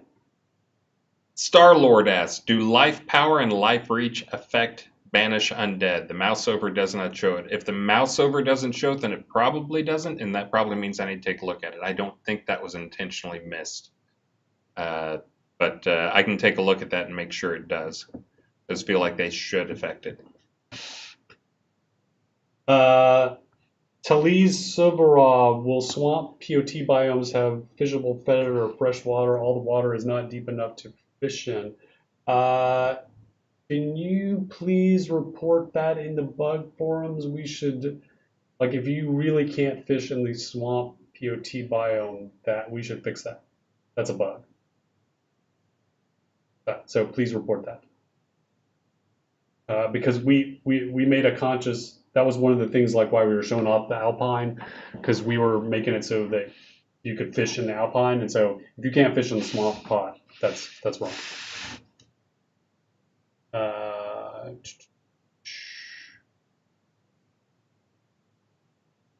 The change of fishing reminds me of the fish tank at home. Can I design a pool or a fish tank to raise fish? I'm just doing this because that's one of the things I've mentioned is having a fish tank would be kind of fun, but I don't see any good way to make it so it'd actually be interesting, anything more than a deco. You wouldn't be able to bring the fish home, like capture it and put it in the fish tank. But we got like the fish, you can place them. Maybe if you place them in the water, they just start playing their little swim animation. Yeah, I mean, they would have to. I'm not serious, by the way, but. Oh, okay. But you carry the fish around for a week, you throw it in the water, it comes back to life. Well, I mean, if you're a necromancer, I mean, couldn't you, or a life good. We mage, have couldn't zombie mate or zombie fishes in there. or if you're a life mage, can you like resurrect them? Yeah, sure. Cast resurrect spell on the dead fish. And Still wouldn't fit in your fish tank.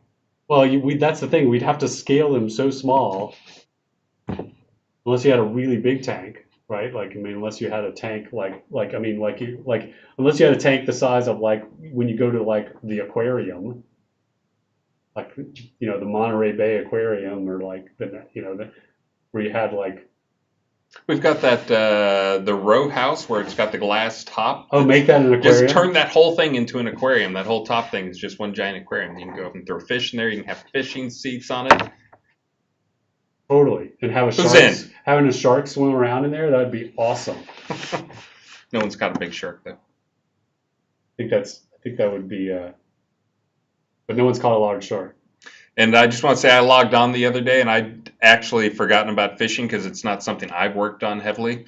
And I was just looking around to see what players are doing because I'll look for weird player behavior and that type of stuff. And I was like, why are there 13 people in Kingsport? No one goes to Kingsport. That's like there's a few people who live there.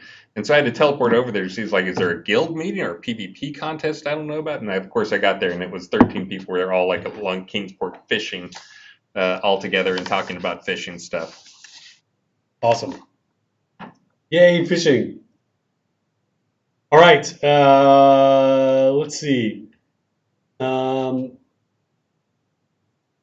I didn't. Well, I just saw one. Oh, Gegatron asks, how about a queue system for the battlegrounds like Obsidian Trial? Yes, that's actually in the backlog.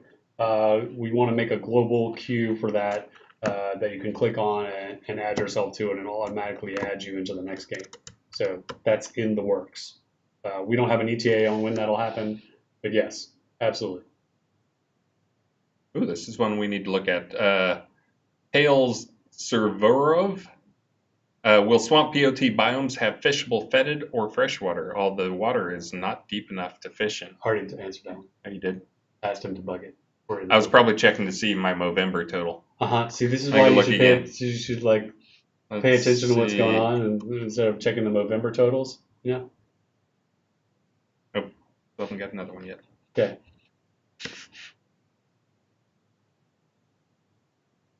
All right. Donna's Moon Whisper. Any chance to change sprint mode from double pressing W key to shift key? That is one we could do. The shift key has been much abused. It's used for a couple of conditional things that at least we were supporting. I think we still are supporting the use of if you hold down shift and start typing, it just opens up the type chat. That's Richard mode is what we called that. But we might be able to come up with some better contextual stuff. It gets really tough when you start getting into those modifier keys to figure out all the different context issues that can come up from using shift to hold down that stuff or to do something. All right. I haven't seen, these are just now getting put in there. Dulaine, does attack speed affect draw speed too? I didn't think so. I thought those were two different stats. Someone asked me that the other day, and I meant to go look into that, but I don't believe it does. I think those are two different things, draw speed and attack speed. But I've had enough people ask me that I probably need to go double check again. It's been a while since I touched that stuff. Let's see. Wedrax asks about the vendor. Can it be moved without sending items back in the bank? Yes. So that we're hoping that will happen in Q4. It may slip to Q1, but we're hoping in Q4 that you'll be able to store your vendor separately from your house so that you won't lose all of the inventory on your vendor when you store it and you have to restock it. So that's definitely being worked on for sure. And that'll allow you to do things like swap out your house without having to restock your vendor. So absolutely. Yinky asks, will Expedition Zone be multiplayer only? I think that's the fishing expedition zone Yeah. you guys were just talking about. It's supposed to be social, man. Probably. Supposed to be socializing there. Remember, you get like bonuses for people nearby and stuff. Should be if you play a music instrument, scares away all the fish though. And let people grief each other. But we didn't implement that. Well, let's just go ahead and say it. That's a new thing B and I have started talking about. We're just going to start saying Or just saying things that you can't prove or disprove, and just well, like players are doing that about though. Like what? And in fact, that was a funny thing. Like when we were doing the prep for the fishing deep dive, we were talking about all of the mythology that players have been building up about fishing, and we were saying, well, we don't want to dispel some of the myths. And I was like, well, we got to tell them about we got to talk like B was like, well, I don't want to tell them about the blood leech and how it's like that's how cool, that's the cool best way to catch a shark. And I'm like, oh, but come on, that's like, because like we got to tell them that one because that's a cool reward for watching the live stream. He's like, oh, okay, well, we'll tell them that one. But that's the only one I'm telling. Some people know that one already because I heard players, as we were just talking about that, the same thing. We're going to let them make up stuff and we'll just not verify or whatever. There were players who were talking, I think it might have been Arca actually, who was talking about using leeches to catch blood leeches and then using blood leeches to catch sharks because that's the proper way to do it. And I, of course, thought he was full of crap. No, blood leeches. But it's actually then, yeah, I just didn't know. Blood leeches are the best way to catch sharks. I will repeat it again. And that is your reward for watching this live stream. Congratulations. You are big shark winners. All right. We are only a few minutes away from our next deep dive, which is going to be all about the bosses. And it's going to be the Atos show. He's going to talk about bosses, and he's going to talk about decks. He's going to fill you guys with all sorts of cool information. It's going to be awesome because we made bosses so cool. It's really awesome. If you have not fought Pumpkinhead or the Lich boss, it's like one of the coolest things in the game right now. Well, besides fishing. Man, it's like, it's kind of tied.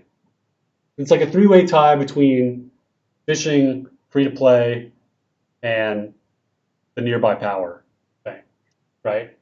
Yeah, and of course, in usual form, that's we put out the new bosses in there, and the Owl's Head. I had multiple people reporting to me as a bug. I can't kill the Owl's Head guy. I can't do. And then I told them, okay, well, here's the secret to the Owl's Head guy, and they're like, oh, well, that's wrong. You didn't put that in the patch notes. How many games put in the patch note? Hey guys, here's the exact way to go and defeat all these bosses. But that was in the patch notes. Yeah, but it actually was in the patch notes. Star said it was in there like 3 times. But then at the same time, I knew that they were just not paying attention because there was like, I think Pear and somebody else, they were down there working on killing the boss, and they'd already killed him 4 times, I think. So yeah, pretty awesome. So we are at almost 44. So we're at 43.7.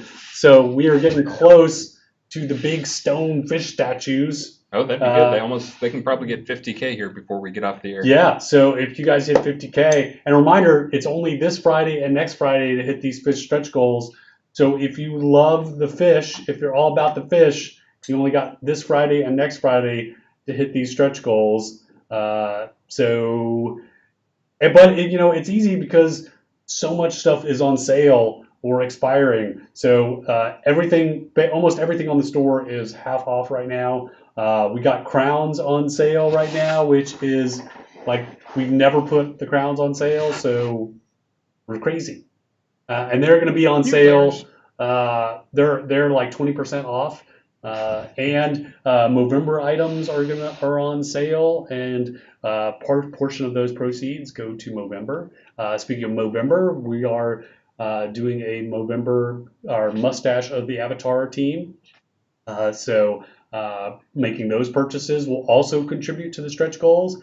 And come on, we need the swordfish sword so I can win the argument. Well, not argument, the heated discussion that I had with the artist about how awesome a swordfish sword would be. Come on, like you reach into the head, and the head is the guard for the sword. I mean, it's That's at 65,000. I suggest you target 64,900. That would be my advice. because I mean it's so bad it's good, right? I mean, imagine that you have your fish shield and your swordfish sword, and you're wearing your fish head mask. I mean, it's going to be amazing, right? I mean, come on, right? No, it's going to be great. All right, what? Dun, Is it more prizes? dun, dun, It's dun, more prizes. dun, dun, dun, dun.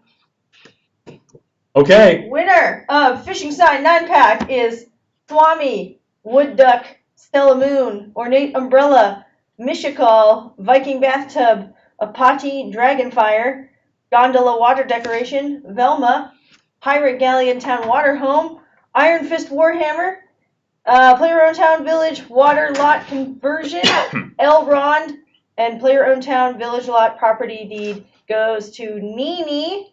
And finally, the winner of the tuna piano. I get it now. Got it? Shroud of the Avatar. Signed boxes. Striker Sparhawk. Congratulations, all the winners, especially the tuna piano. I can't Well, even the say. next one's going to be even better. What? It's going to be even better. I can't even. I still cannot say. All right, so I'm going to hand it off to Chris and Travis, who are going to do. What do we got? We got. Is it bosses? Bosses. All right, and Chris is going to take you guys through the end of this. Woohoo! I have All Atos all the time. Yeah, and you guys should reward him and make sure he beats me on the November thing, since he's going to take this through. I have to go to an event with my lovely spouse, but you guys make him win the November thing, since I'm making him finish this. So. Travis, look at the Shroud of the Avatar. Look at the bottom. Look at that. Yeah, look at that. Look how tricky that is. Look. All right, you guys rock. Whoa. Look at that. All right, Whoa. come on. We have to get the swordfish sword so we can Whoa. have the fish man wars with the swordfish sword. Fish fight. Oh, right there. Oh, got it. Nailed it. You So just trying to good. line it up. Oh, with your shirt. Yeah. Oh my shirt. god! The I was like, what are the you shirt doing? lines up. Yeah, You the said shirt shoes. lines up. Isn't It's that a awesome? total coincidence. I was just sitting down and looked up and I was like, Oh, that is cool. what? Let's just do that for the rest of this now. That's the game, and it's tough because the camera. People are probably wondering why I'm so bad at lining it up. The camera like flips everything, and it's so weird. So it's really tough. We'll get the game up here in a second. You're not going to share my login credentials? Yeah, that's a good idea. Instead, we can just make sure and hold the keyboard up while you type on the keyboard, so you can the passwords. What's on your face, Chris? Well, people were thinking you were doing the Movember because you shaved. Did They you? were like, I could. join the team, man. This was, I told them I should have said 50, but it said 40,000. I'll draw a mustache on my face in honor of the Movember stuff. So, again, for those who don't know, the Movember thing, the reason for the mustache is not just to be stupid. I mean, it is actually to look stupid. Because there's great. nothing worse than like a big cheesy, let me look around and make sure there's no big cheesy mustache people in here. Like just the big cheesy porn Safe. star, Safe. porn stash thing, mustache going on. But the thing is, it draws attention to you and it starts conversations. In the past when I've done this, I've had, I can't even count how many. It seems like anytime I go to like pick up my daughter at daycare and people are like, hi, Chris. And it's like, I see you're looking at my mustache. I know it's horrible. That's the point. It started a conversation. Please be aware of men's health. So anyways, that's the whole point of it is it looks stupid. So Well, I live in South Austin, so a big handlebar mustache. I was going to say that probably looks fit pretty right cool. in. Yeah. Get a little wax. Yeah, they'll probably look at it and you're like, well, finally. I'm so glad somebody bought that Dark That's Star. Hipsterville, by the way, in case Yeah. you wanted to know. It is now, thanks. But no, when Star removed his mustache, we put it in the reliquary. that's- It sat between me and Reed for months, and it was so disgusting. I'm so glad someone finally bought that. Yeah, I think that was Andrew Nut maybe bought that because he was threatening to bring it back during SodaCon. Thank you, He Andrew. was threatening to bring it back and put it in the office because he knew how much I hated it. You didn't have to sit next to it every day. Okay, so we are Nice. gonna do some bosses. Sparklies? Oh yeah, this is my house. They can't see this. How do I get them to see this? Yeah, they don't know what you're looking at. We're looking at the Unity game. Black. Oh, there we go. Yeah, remember there's... Oh no, that one is actually instantaneous. That's me checking to see if it was instantaneous or not on that. It is. So we are going to do That's some just bosses. I have a couple people I know want to. First, let's make sure I dumped enough stuff off. People yell at me for being in God mode in scenes. It's only because I carry around so many deco like trunks and beds and stuff. So if I actually want to fight, it takes me hours to unload them and stuff. And that's something that just reminds me of another change that'll be coming up. Is there will be limits on how much you can carry. Right now we just like slow you down, and then basically you can just go forever. This actually causes a lot of problems with various things. So there's actually going to be a limit, just like pretty much every other RPG out there, MMO out there. It'll probably be in the neighborhood of like 3x or 4x your total weight, your current maximum. Once you reach that, you just won't be able to add any more weight beyond that. Nice. As GMs, I do the myself. That's my only 200 skill is heavy lifter. Heavy lifter. Yeah, It doesn't affect combat. Gotta carry around presents. Looks like they're trying to talk to you there. We're going to make a public party. Alt F, if you don't know, is the looking for group tab. You can join a group or create a group. Looks like some people are fishing. Looks like some people are in upper tiers. Nice. Oh, shocking. People are in upper tiers? No way. Now that I love seeing the fishing because I'll make a group named something called barbecue and then people join. Is this an upper tiers group? Alright, this is filling fast. What do we get? We got alright, we got a healer, or we got 2 awesome healers. We got Vesper. Alright, we're good to go here. That looks like a pretty good group. Scrotus can Except be that our Scrotus guy. bard. Yeah, I was gonna say he can play the He's music gonna and be instrument at the our back. focus regen bard. He's been adventuring. He's probably level 80 or something. I don't know. That's good. Alright, where would you like to go first? We could go to one of the new bosses. Sure. Yeah, I meant to get the teleport strings teleport straight to those guys, but That's okay. I forgot. I ran out of time. Busy. I know where they are, for the most part. Wait for this. I can just admire my. I'm actually kind of liking the handlebar thing. If people notice, I'm looking at myself on camera a lot. I thought you actually grew it, and I was trying to that was. It's coming. 2 days. It's coming. All right. And for those who don't know, we've done Movembers in the past. We actually had one where like half the company joined in. But a few people found out from that they have trouble growing mustaches that are visible.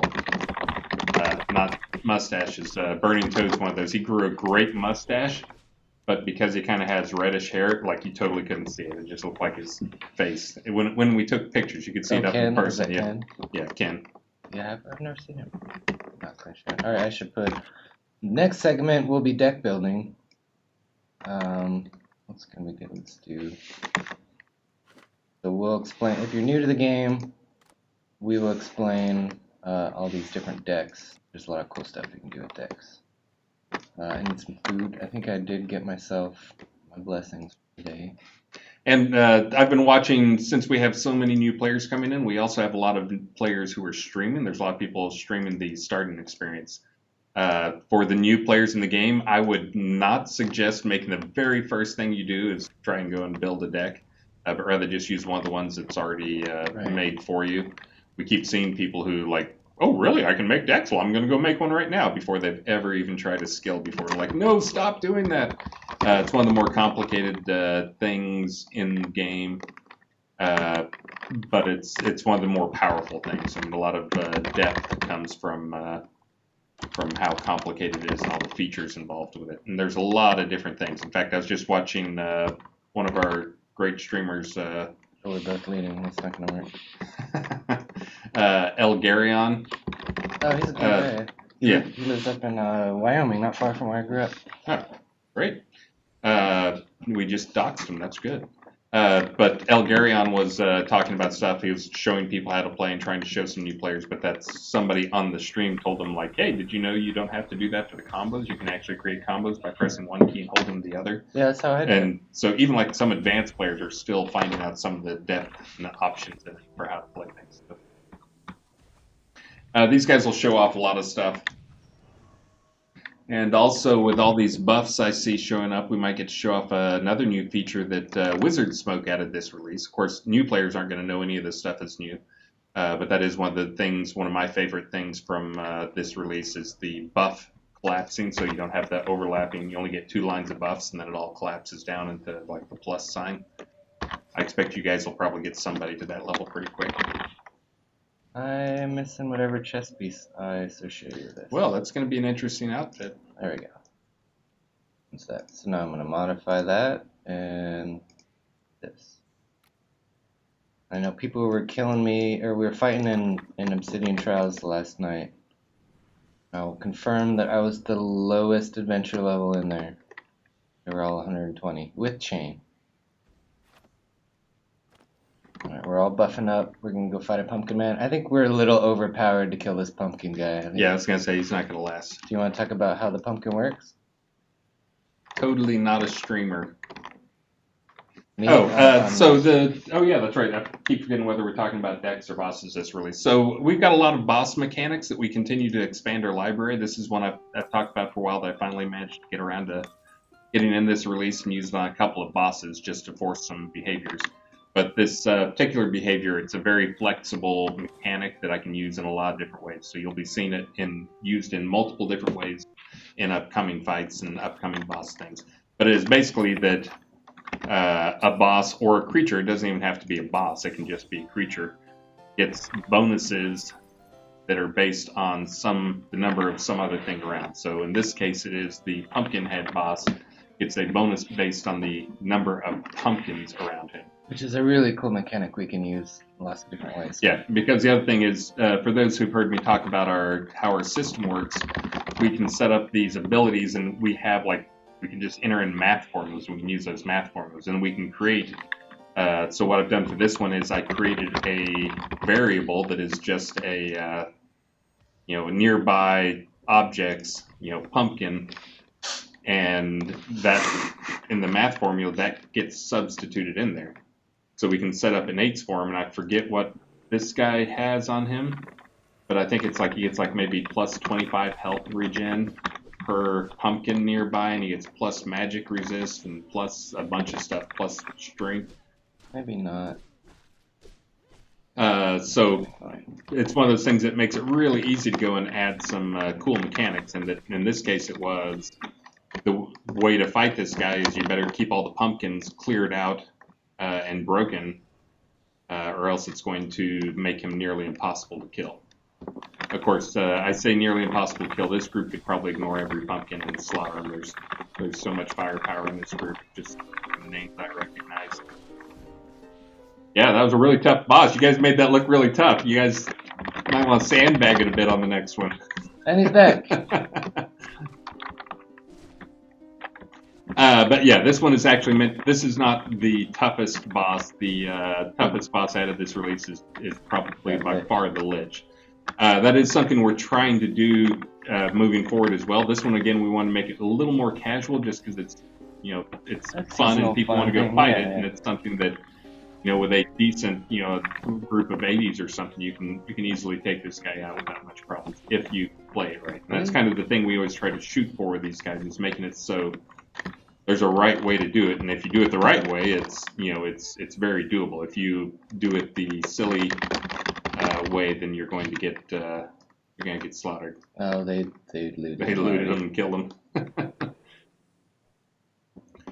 So as I mentioned, this same mechanic where we can use formulas and do anything with the formulas we want for adding stats or adding to attack values or adding to movement speed. There's a bunch of other things we can do with that same mechanic.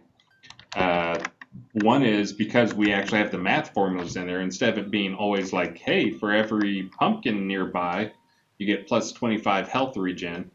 We can do things like you get set up the fight with the mama spider is actually the one I'm trying to set up right now, with mama spider with a bunch of baby spiders around her. And the mama spider gets bonuses based on 12 minus the number of baby spiders around her. So in this case, the mama spider is weakest with the baby spiders all alive. So if you kill the baby spider, she basically enrages. It increases her strength. But then the baby spiders all end up with extremely high, extremely damaging poison. So they're really toxic and poison. So it becomes more about the crowd control for the baby spiders rather than the, let's kill all the baby spiders and get them out of the way. It's really, you got to take care of them because they're extremely dangerous. But if you kill them, then it makes the mama nearly impossible to kill. So it's you got to crowd control those guys and go after the fight for the mama. And that one, I'm not sure where I'm going to sneak that one in. That's cool. But that will be, I'm going to say that is probably going to be the hardest fight yet, harder than like the Owl's Head Sewer fight or anything in the Rise or pretty much anything anywhere. What's the name of the zone with the new one? The Owl's Head Sewer? Yeah. Yeah, Owl's Head Sewers.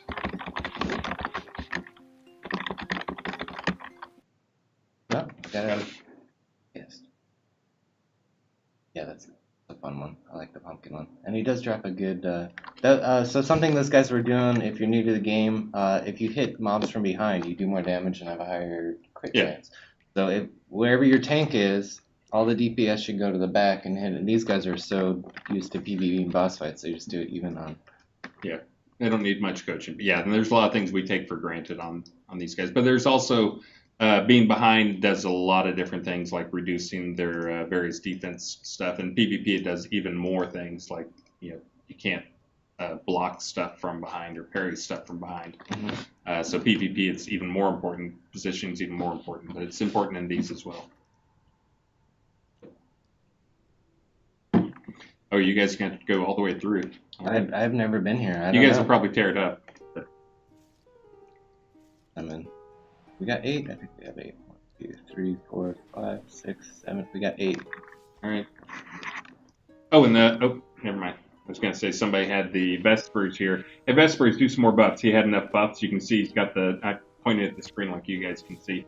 Vespers, if you look at the buffs underneath Vesper's name, you'll see that he's got like all these buffs, but when it gets to the end there, it goes to +2. That's one of the things we added just this release, because some of these guys get crazy with we want to keep on all of our potions, we want to keep on, every short-term buff, every long-term buff, everything we can do. I got 2 foods, I got, different other potions that are not the long-term ones. I got blessings from towns, I got blessings from special puzzle scenes that people go and do. So they can pile up, and we know that. So the way that works now, and actually you can see most people, Vesper has them, Sarah Dragon has them. Yeah, they're going to have everything killed by the time you get there. I'm not sure what you're eating dragon stew. I didn't have any food. That is probably the number one piece of advice. We're not talking too much to the newbies here, but the number one piece of advice I would give to new players is food is really important in the game. It will keep you from running out of focus. It'll keep your health regen up. It'll help your combat regen. So go invest in food early. Players know this, and they make a lot of food, and they're pretty competitive in terms of the pricing on the food as well. They don't try to screw you over. So within an hour of play or two, you can easily get 10 stack of food or something. Oh, you're gonna die. But yes, always keep the food up, and you'll also find that a lot of the foods that the players make, some of them last 4 hours, 8 hours. I don't know if people know this, but right now a bucket of water works better than douse. So if you see people doing that, they're getting rid of their fire dots, which I find hilarious. I like it. Feature. That is a feature, and that was a feature that was a player-suggested feature, and that's one of those things too. Speaking to the new players out there and old players too, I do a lot of the combat design stuff and adding stuff in, and a lot of times I do it without talking to people. That's one I talk to a lot of people about, though, that I wanted to enable. I wanted to have a way that I don't want to force people to play a certain way. I don't want to tell you, well, if you want to be able to fight these type of creatures, you must have this, that, and the other thing. I want players, if you want to be a tank and you want to be all tank, never cast magic. I want to, as much as possible, allow that. I don't think Sarah knows any magic skills. I think they have the highest blades in the game, but they're really adamant and have roleplayed this whole time not doing magic. They might have some to buff themselves. Oh yeah, and I think Sarah was one of the ones who came and was one of the first people to kill this boss. So they said they died a lot, but they were having fun. Yeah, I looked and there'd been like 2 deaths or something in the last 7 days before the patch went out, and then the first 24 hours there were 240 player deaths in here. And that's, for those who don't know, for the newer players, this is a scene. The way the development worked, just a little backstory, is we started off with a small continent that was Hidden Vale, that was a fraction of the size of Novia, which is where the actual story stuff. We did that because we had a lot of development stuff we wanted to do that we didn't want to have to worry about all the story stuff. And honestly, the best content comes towards the end of development, so we didn't want to make our main continent the first thing we developed, because then the content would not be as polished as other stuff. So we had the Hidden Vale, but then when we move people over, the Hidden Vale it's fairly empty. It's kind of a weird mix because it's a lot of low-level stuff, because we initially were building for low-level stuff. So you have a continent that you don't go to until late. That was all low-tier content. And so over the past 6 releases or so, I've gone in and tuned a number of the maps in here to be more challenging, since generally higher-level players come here rather than lower levels, or they're in this area. So, find them? Can you find them? Oh, there's some pets. I haven't done this dungeon yet. So Chris has gone back, and we're rescaling dungeons that people don't really go to anymore and making them kind of more interesting, adding new drops, what have you. Yeah, and that is the one thing I wish we had more, and it's one of those things that I understand why it got pushed, but I wish we could have done more before now, and we'll continue to add more going forward, definitely, is making more interesting dungeons, more interesting fight scenes in dungeons. But this is one of our older scenes. I did it again. It had a lot of bugs to it, had a lot of problems, it wasn't challenging, it didn't have loot. But yeah, I came and I did a big cleanup pass on it and got the performance up.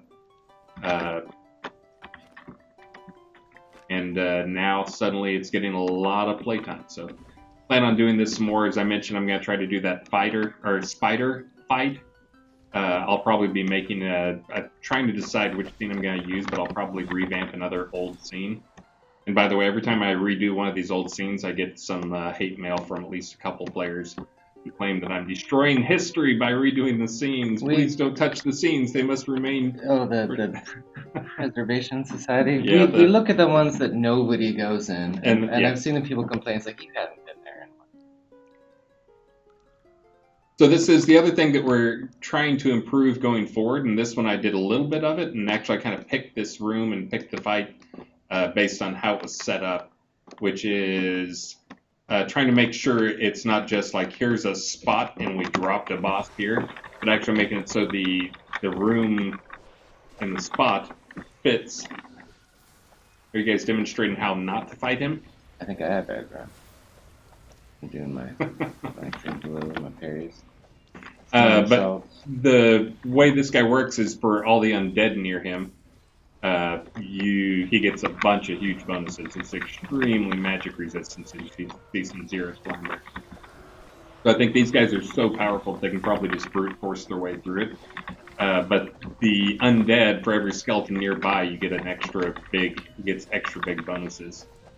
And they've had to have killed some because he's pretty much unkillable when he's got all those undead around. I would say the minimum adventure level in this group is probably 120. You probably don't want me showing. Except for Scrota.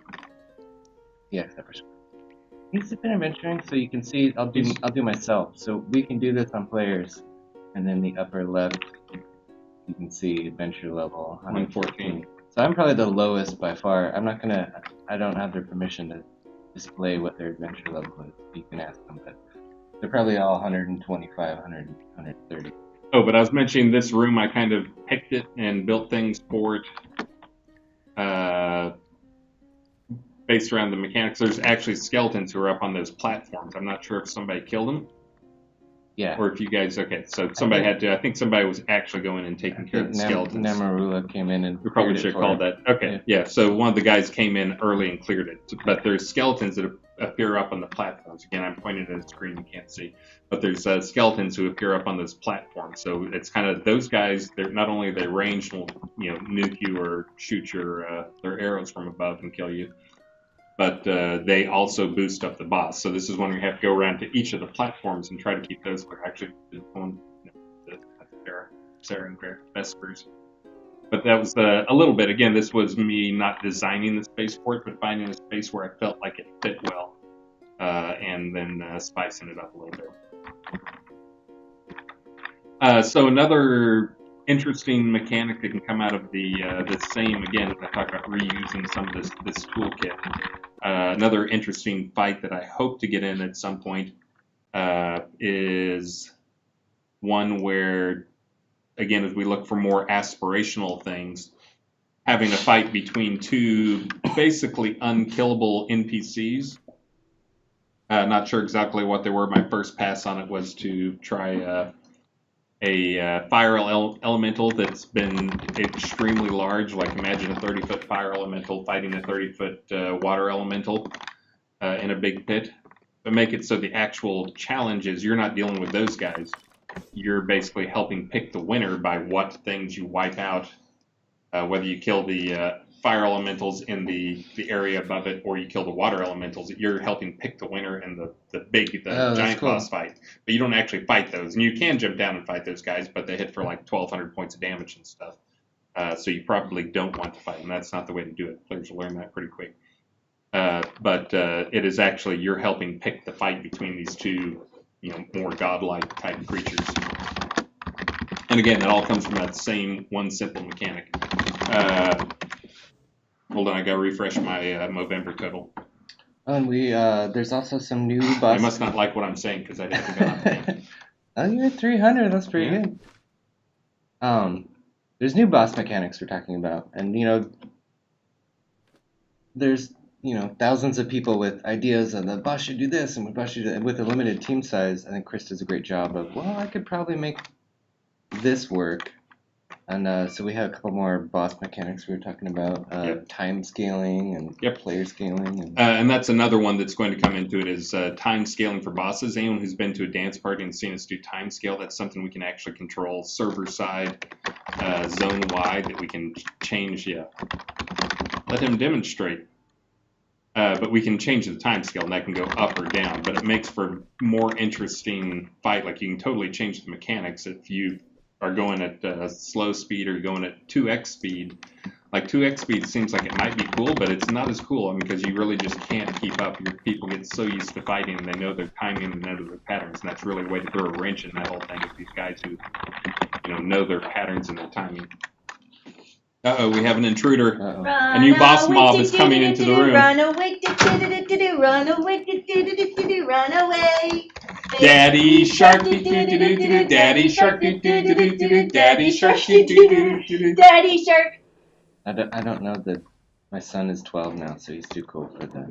What are you trying to say? That I'm not cool for loving that song? You guys are too cool, and I don't know this baby shark song. Yeah, that's right. I'm cooler than you and your 12-year-old son. Wow. Anyway, we have a new secret phrase, and the secret phrase is anything is possible. Anything is possible. Anything is possible. Type it in the game. F-I-N? Yes. And that's any space F-I-N. That's right. I'm going to go pop over to Discord and Twitch chat and type out what it should be, but you need to type it in the game to enter for the prize drawing, which is the physical sign box. Anything is possible! It looks like, so we've been doing some material migration and optimizations. It looks like that one needs to go be touched post. Yep. a little opaque. Oh God! When Travis was talking about the small team, Run away! I think most people know that that's one of the things you guys get an intimate experience with us, but we're more of a small market. I mentioned that because one of the questions I was going to answer on the thing was, have you played like Red Dead Redemption 2, and what have you learned from it? And what I've learned from it is that when you have a team of 1,000 people work on a game for 5 years, 3,000 in the credits. 3,000 people. 1,000 people is what was listed as the active number of people. You can do amazing polish. For those, I've seen a number of streamers who actually have jumped into the game and said, Witcher 3 graphics are better, I'm out, and quit like right there on the live stream, which is pretty demoralizing for us. But we also know that's not our target audience. We're not trying to shoot for that. We are trying to shoot for as much gameplay with a small team as possible and cool mechanics. And then the other thing that, like, Star is the one who always brings this up over and over and over again, is we're making the game for you guys, and that's not BS. That is actually true, that we try to pay attention to what you guys tell us and help us turn the game to be what you want it to be. As much as possible, avoiding listening to the few loud voices and listening to the larger group. That was actually one that we had a few people who were saying, don't go free to play, don't go free to play, don't go free to play. Oh, I think that's great. But the vast majority of the players I talked to when we got to this point were like, we want more players in the game. We want more people to play to. Go free to play. It's like we got to play the game for years. We paid for it, but we got to play the game for years. So, but anyways, I've said it before, but I've worked on an MMO that had 120 people and $70 million spent and never shipped. And when I got on this team and started playing the game, I was just amazed at the stuff you could do for the team size. Like, good decisions were made. It gets better every release. There's a large stockpile of tasks, which we are very open, for better or worse, for people seeing what's already in the plans and what we're going to knock out. But, yeah, everybody out there that wears many hats and does a great job of getting stuff in that's fun. Yep. And I'll second that. This may be one of the smallest teams I've ever worked on. Definitely the smallest team I've been a tech director type person on. But this team is so good about getting things done. And I know people like point out like, hey, there's a bug here and there's a bug there and there's a bug there. But have you guys ever seen us have like a bug of the massive scale that you might see in other games where they have to do like big rollbacks or they have to do massive changes or emergency patches we are very good about we know what the important things are. We know not what to break. This team is so good about that and so good about, I'll credit Lord Subtleton.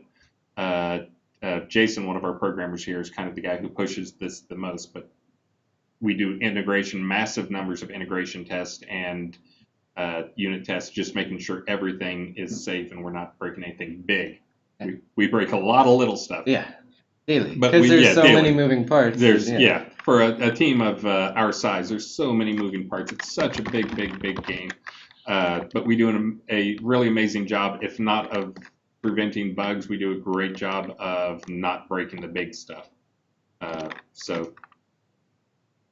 Amber Rain pointed out, which is a good point. Since we've gone free to play, a lot of people are scared about pay to win, which we are absolutely adamant. There's not a single conversation where anybody even thinks that. All of the stuff you can buy is cosmetic. It's house decorations, patterns for your clothes. And I won't name them, but pets. there's one person on the team who constantly pushes pay to win stuff, and we just say, shut up. Oh, I didn't know that. Okay. People can probably guess who it is. Shut up. But yeah, and that was actually when we went free to play. For most people who don't know, I've given like talks on this before, but kind of the model for free to play has always been, and for most games is, let's build a game that's fun, but make sure and put these pain points, these really painful parts that we're going to make you pay to remove. That basically by the time you played, a couple hours, you want to pay to remove these pain points. So that is, we have always. I hate that in games. Yeah, and that's really a lot of games. But we have always had the philosophy of like, let's just make a fun game. We'll figure out how to monetize on it later. And we also we don't care about real money transactions. So there's several players in the game that probably make more money than some of the developers. Yeah. Reselling stuff they get in the game. Yeah, that's you won't see any Porsches in our parking lot. I drive a No. Toyota Prius. Very nice. I got my mom's 2010 Equinox. But anyways, we all do it for the passion. And yeah, we're all almost all of us are game players up here, and we will not be doing pay to win. We're not going to be making any big changes to how things work to, again, add those pain points in. That's not in our plan. No, not at all. This was really and this is, I've said this literally this exact thing like 10 times in the past week, which is get players into the game. We'll figure out how to make money on them later. But really, the whole thing is the way I think most players who are probably watching this know, except for the new ones, that usually most of the items we have a lot of things we sell, but they're the type of stuff you're not going to want until like 40 hours into the gameplay or something. And the cosmetics and the weapons you can buy is they're patterns you can apply to, and I love it when games do this, MMOs especially, that let you take the visuals of one type of gear and put it on a gear that you like the stats of. Yep. When you go to the store and see all those fancy swords, and they have no stats, it's just you can just wear them to a dance party or role playing around, or you can just apply them to a set of gear that you already like. And you can see most of these guys here all have pretty cool gear, and that's one of those things in our game we were talking before that you probably will never see two players who look the same in our game. We have so many different clothing options, so many different. He's got some kind of steampunk top hat, and he's got the new kobold spears. Those look awesome. I don't even have a skin. That's just the default. And then also, in addition to that, then there's tons of cloaks. There's dyeing, so you can dye stuff and change the colors on things. And it's not just like the whole thing changes colors. It's actually got like patterns. So you dye it, and it'll come with different spots on it. It'll look right when you dye it. So everybody loves choosing their outfits, and of course, that's another thing. When we look at our time, we'll get into the deck. I was going to say. Yeah. That's the deck stuff. We're supposed to start talking about in 8 minutes or whatever. That's another one that a lot of people use, is they use the deck to actually, like, here's my party clothes deck. And I just use it to change clothing, because you can assign all your gear to your deck, which you need to. Yeah, I deleted all mine, so I'd have extra for that segment. But yeah, I have just outfit decks. And also for players who are new in the game, which again, there's quite a few. Hopefully a few of them made it to the stream today. Like this is the amount of clothing I carry on me at all times. Yeah, that's just what you're carrying. And like 80% of this stuff. Well, I've been fishing a lot, so there's a lot of but none of this has stats. It just looks cool. Yeah, and that's unfortunately one of those things. As I saw some people complaining about, at least one person complained about that they're on a lower spec machine. That's one of the things where we have tried to. We didn't want to handicap what cool stuff we can put in game just for people with lower end machines. And when you have all those outfits and like just right here, I mean, there's a ton of different outfits and textures and materials. And so it is our performance is not up to par. I heard one guy was saying, DDO runs better on my machine. And it's like, okay, well, DDO came out like 2006, but, DDO does not have the number of outfits that we have, the number of customization options. Yeah, every piece can be dyed 2 different colors usually. Yep. Okay, here he is. So, new players, you kill all these waves, you get the Clockwork Dragon. But if you come to the zone, this Blood Bay, this is PvP only. So you will be flagged PvP. I think we have one guy waiting until we kill this who's going to attack us all. And while we're talking about PvP, that is something we do have. There's a lot of players who do active PvP. I know you keep flagged all the time, but there's quite a few players who stay flagged all the time that are active PvPers and PvP groups. But there's also a number of scenes in the game that I try to put things to entice players to go there. Right now, probably the one that I've got that in is the fall, where there's a number of blueprints that only drop in the fall, that are from the fall. Oh, nice. I didn't know you got this in. Yep. That's cool. It's one of the last patches we did. So this is a PvP scene. If you come here, you can be ganked. And you can and you will.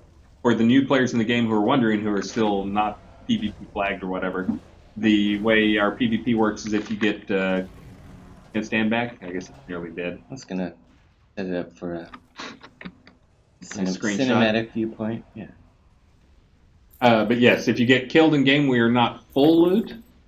We thought part of the problem with the full loot is that ends up destroying the itemization in the game, and you stop wanting to get items as much. And we want to make this a game where obviously players can get really customized and get gear that they can get attached to, and a lot of crafting and coolness and that type of stuff. So what we actually have is we have a system that when you die, then and I see people are fighting each other now. Where's he at? There's he at. Okay. But when you die, they'll get a couple items off your body That's my that you can pay a ransom to get back. And so for him killing you, he's either going to get your items if you don't pay the ransom, or he'll get the gold that you paid for the ransom. So it's not full loot, but it is some loot. So, and I've seen some pretty big ransoms go out there of like if you get a 60,000 or something like that, that if you want to get it back. So it can be costly. You do have to watch your gear a little bit in terms of making sure. I think the worst ones is we still don't have a good fix in for the stacks. So you get a stack of like 2,000 or something, 400 gems or whatever, and that can be pretty costly if you get hit in a ransom. A lot of bait dropping lately. Everybody's running around with a bunch of fish bait, which actually a stack of herrings that's pretty good loot. I'll take that. Yeah, and that's actually, for those who are wondering as well, for a while we had it so it just looked at how many items you had, so people were carrying around bags with like 1,000 worms individual in the bag just because they were super light. And so just be a bag full of 1,000 worms. And it was purely because then, like when we do our random pick a thing, you're more likely to get a worm and they can laugh at you. But we actually changed that a while back, for those who didn't know, so that it only looks at the first item of each type. So one worm, if you have 1,000 of them, it only counts the first one in the random roll for what you're going to get. And it tries to make sure you get at least one good item. We caught on to that. Yeah. So we try to pay attention to these things and try to make sure we're balancing. And yes, for those players who are old Ultima Online players, whether you believe we're Ultima Online in every way or not, there's some ways that we are, and some of them are that if you played Ultima Online from day one, it was like nonstop, like, oh my god, why didn't we think of this exploit type thing, as the players found all the different ways to break the game. And so we do share that a little bit with the Ultima Online. Yeah. We're fixing those things as quick as we can. Well, and we're pretty good now. There's been enough MMOs, and a lot of us have played to where what's the worst thing the players could do? Yeah. That is what they will do. So there's no, Yep. you can't leave it up to maybe they won't. Maybe they'll just be cool and not. Yeah, they will. They will do that and only that. So we do have some experience with the. What do you call it? Forestalling that before it happens. Some things get in. I'm not a very good streamer. I don't stream on Twitch. In case you didn't notice, it's hard for me to play and talk at the same time. And I'm even worse, which is why he's doing it. Yeah. So Chris can talk. And since this is the all Atos show, as usual, I've been bad about doing the sales pitch and all that stuff. We are now a little over $5,000 away from the big trophy fishstone statues. We're at $44,600 for the day, or for the month. And also, just a reminder for those who are tuning in late, because of these. Oh no, someone's clearing out. Someone's killing my team. Oh great. Pay attention, man. Well, they asked me to summon them. I didn't think they'd start attacking us once I summoned them. Summon me so we can ambush you in the middle of your stream play. Good. Now I forgot what I was going to say. I don't know. I'm trying to not die to them. Oh, it's downstairs. I owe them some trophies. For those who also know, pay attention, or don't know, we actually have what we call our data server.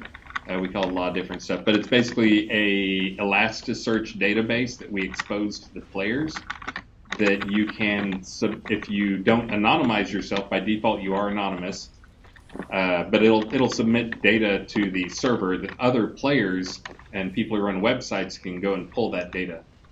We've got some limits on what you can pull, how much you can pull, but it's so players basically can have a better understanding, make cooler websites, see what people are actually doing and crafting and that type of stuff in game. They also use it to call me out on a bunch of stuff. Like this last release, I added some blueprints oh, except I didn't add the blueprints.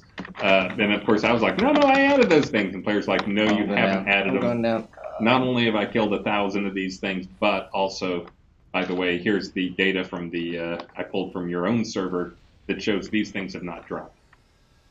So if you're worried about any privacy stuff, again, by default you will be on anonymous. And also, even if you're not anonymous, it strips out everything except for your player name. You don't get like IPs or anything like that, or any machine info or location or any of that type of stuff. It anonymizes all that stuff when it forwards it to it. But anyways, there's been a couple of players who've used that to make stuff. That's where I was going with it. One of our players, Apple Rust, has got a bunch of different names, but he's got a soda assist tool. Hemswell. Himswap. I can't move. Whoa, Travis, what are you drinking? Travis is not as comfortable on air sometimes and needs a little helping It's my hand. stream lubricant. I'm Yeah, an stream eel lubricant. That's a good now. name for it. We got some Is- winners. What's a good boss? Oh, that's right. Joaquin's going to come in for a deck talk. He's here. Standing outside like Come we're in. in trouble. Baby shark doo doo doo doo doo doo. Baby shark doo doo doo doo doo. Baby shark doo doo doo doo doo. Baby shark. I don't know that song. Mommy shark. That's all it is. That's actually one of the cuter things my daughter does now. We actually have the Amazon spying device in our house. The Alexas, we have them in multiple rooms now.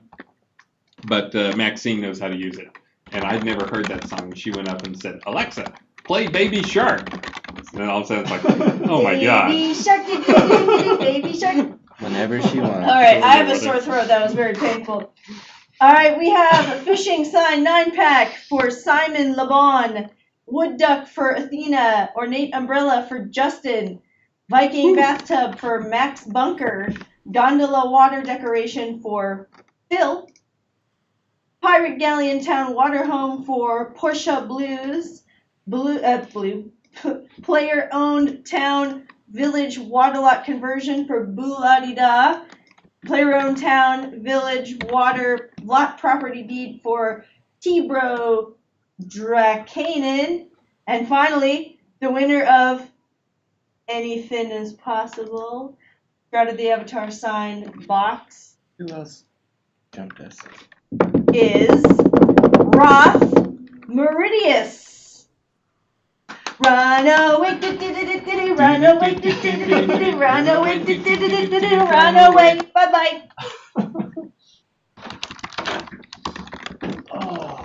I'd move and make room for it, but I'm not allowed to move because when we have the normal screen up, there's the Shroud of the Avatar logo on the screen.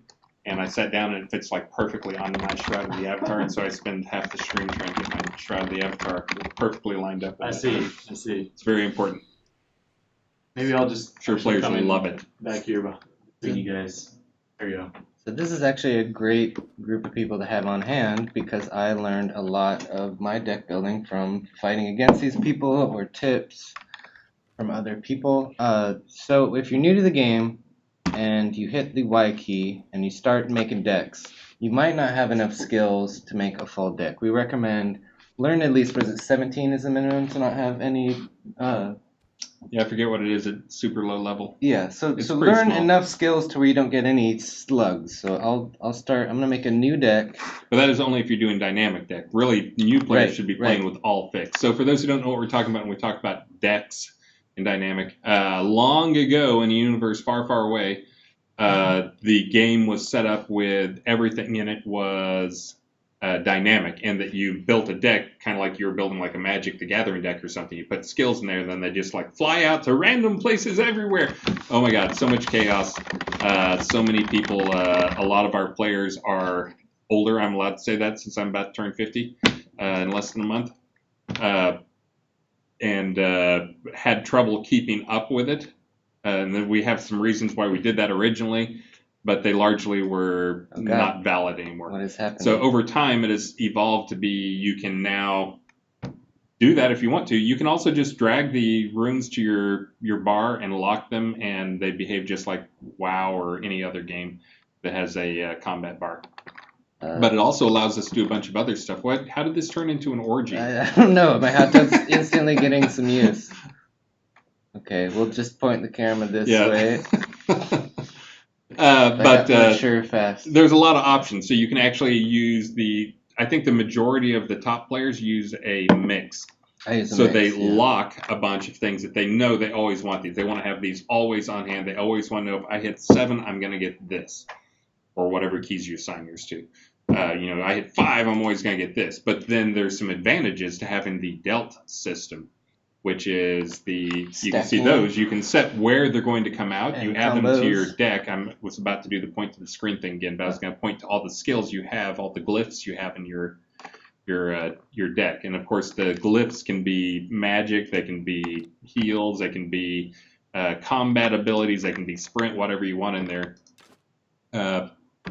But you can control how those are dealt out to you randomly. You can also lock them if you want to. But the advantage of having them dealt out, having them locked, you can actually charge them, which basically if you press a key and hold it down on a lock skill, it'll charge it up and make it a more powerful version of the same skill. Some skills don't let you do that. We want you to come up. Yeah. But if it is not a lock, the big advantage you get is, well, one, it's a lot tougher. You have to pay attention to what's going on. There's a lot of strategy and for how to build them so that they're easy to play. But the advantage of having them not locked is they don't share the same cooldown timers. So you may have a skill that has a 15-second cooldown timer if it's locked. Well, it has a 15-second cooldown timer longer if it's unlocked, but you may have 4 instances of that in your deck, or 5 or 6 if you're specialized in school. So even though it's got the same or longer cooldown time, because you've got 6 instances, like you can build a deck that's got 5 Fire Fist, 5 Stone Fist, 5 Ice Fist, and those will all be, you can fly out and you can just cast those as quick as they come up, and they'll be coming up quick. So this is a deck I call PvP Fast because I have Flurry, which is a light armor combat, which makes you cast and draw these faster. But there's skills I always want to have up. I don't want to be in need of a heal and not have a heal, so that's locked. And then in PvP, these get a lot of use. Purify will clear. There's kind of a paper, rock, scissors, which is kind of a more advanced player thing, but I always want to have these skills. So these are all hotkeyed. I have them on Alt 1 and Alt 2 and Alt 3, so I don't have to reach or click. No, that's good. And then, so I always want to have at least 1 ice arrow, but then I can also draw, and people can't see what I'm doing with my fingers, but if I hold now 4 and then hit 5, I now have a stack of 3 stone arrows, and if I draw more, that can get up to 5. And that hits a lot more than just 1. So you can kind of run around and hide from people or prepare to attack and build up some stacks and hit people with the stacks. But just in case, I always want to have at least 1 offensive thing ready to go. So I could jump in now and fight somebody and have now a 4 stack and a 3 stack. Yeah, I know some of the guys who are more hardcore about using the Delt, the dynamic deck. They'll actually they won't start a fight unless they have here's the 3 skills I want up to be 5 stack before I get started, and then I'm gonna start boom, boom, boom. Yeah, there's with those. There's some different what's the word? There's some more polite and more honorable ways of starting a duel. Some people buff all the way up, and you'll duel them, and they'll wait until your hots or your heal over times are out, and then they recast then, and they'll kind of the standard is there's a tournament run by players called Virtue League, is that you start with no buffs. And then if you want to spend your time buffing when it fights, I kind of like those rules better, but some of these players even do it. They're kind of famous for okay, I got all my buffs and your buffs about gone, I'm going to do mine and then I'm going to accept. So I got a bunch of different decks in here. Some of these decks I've made to fight specific people in here. This one especially, I created a few decks. I don't know if Namarula's here. Para, who's not here. I think. And having specific decks, that's one of the big things. That's one of Richard's things. Is Richard? I think most people know he's the creative guy and story guy, and has a lot of big things. But he trusts us to do a lot of the details on the combat stuff. So directions from him on combat are more things like we need to make sure that there's not one way to win, that players can do whatever they want. They've got all the choices that they can imagine, and that there's lots of rock, paper, scissors. We don't want there to be any, here's the way to win. As soon as you have that, then guess what? Everybody, whether they want to be different or not, they have to be the same if they want to be competitive. And there will be things that are stronger than others with a game with Yeah. this many moving parts, but we look at it and we constantly tweak.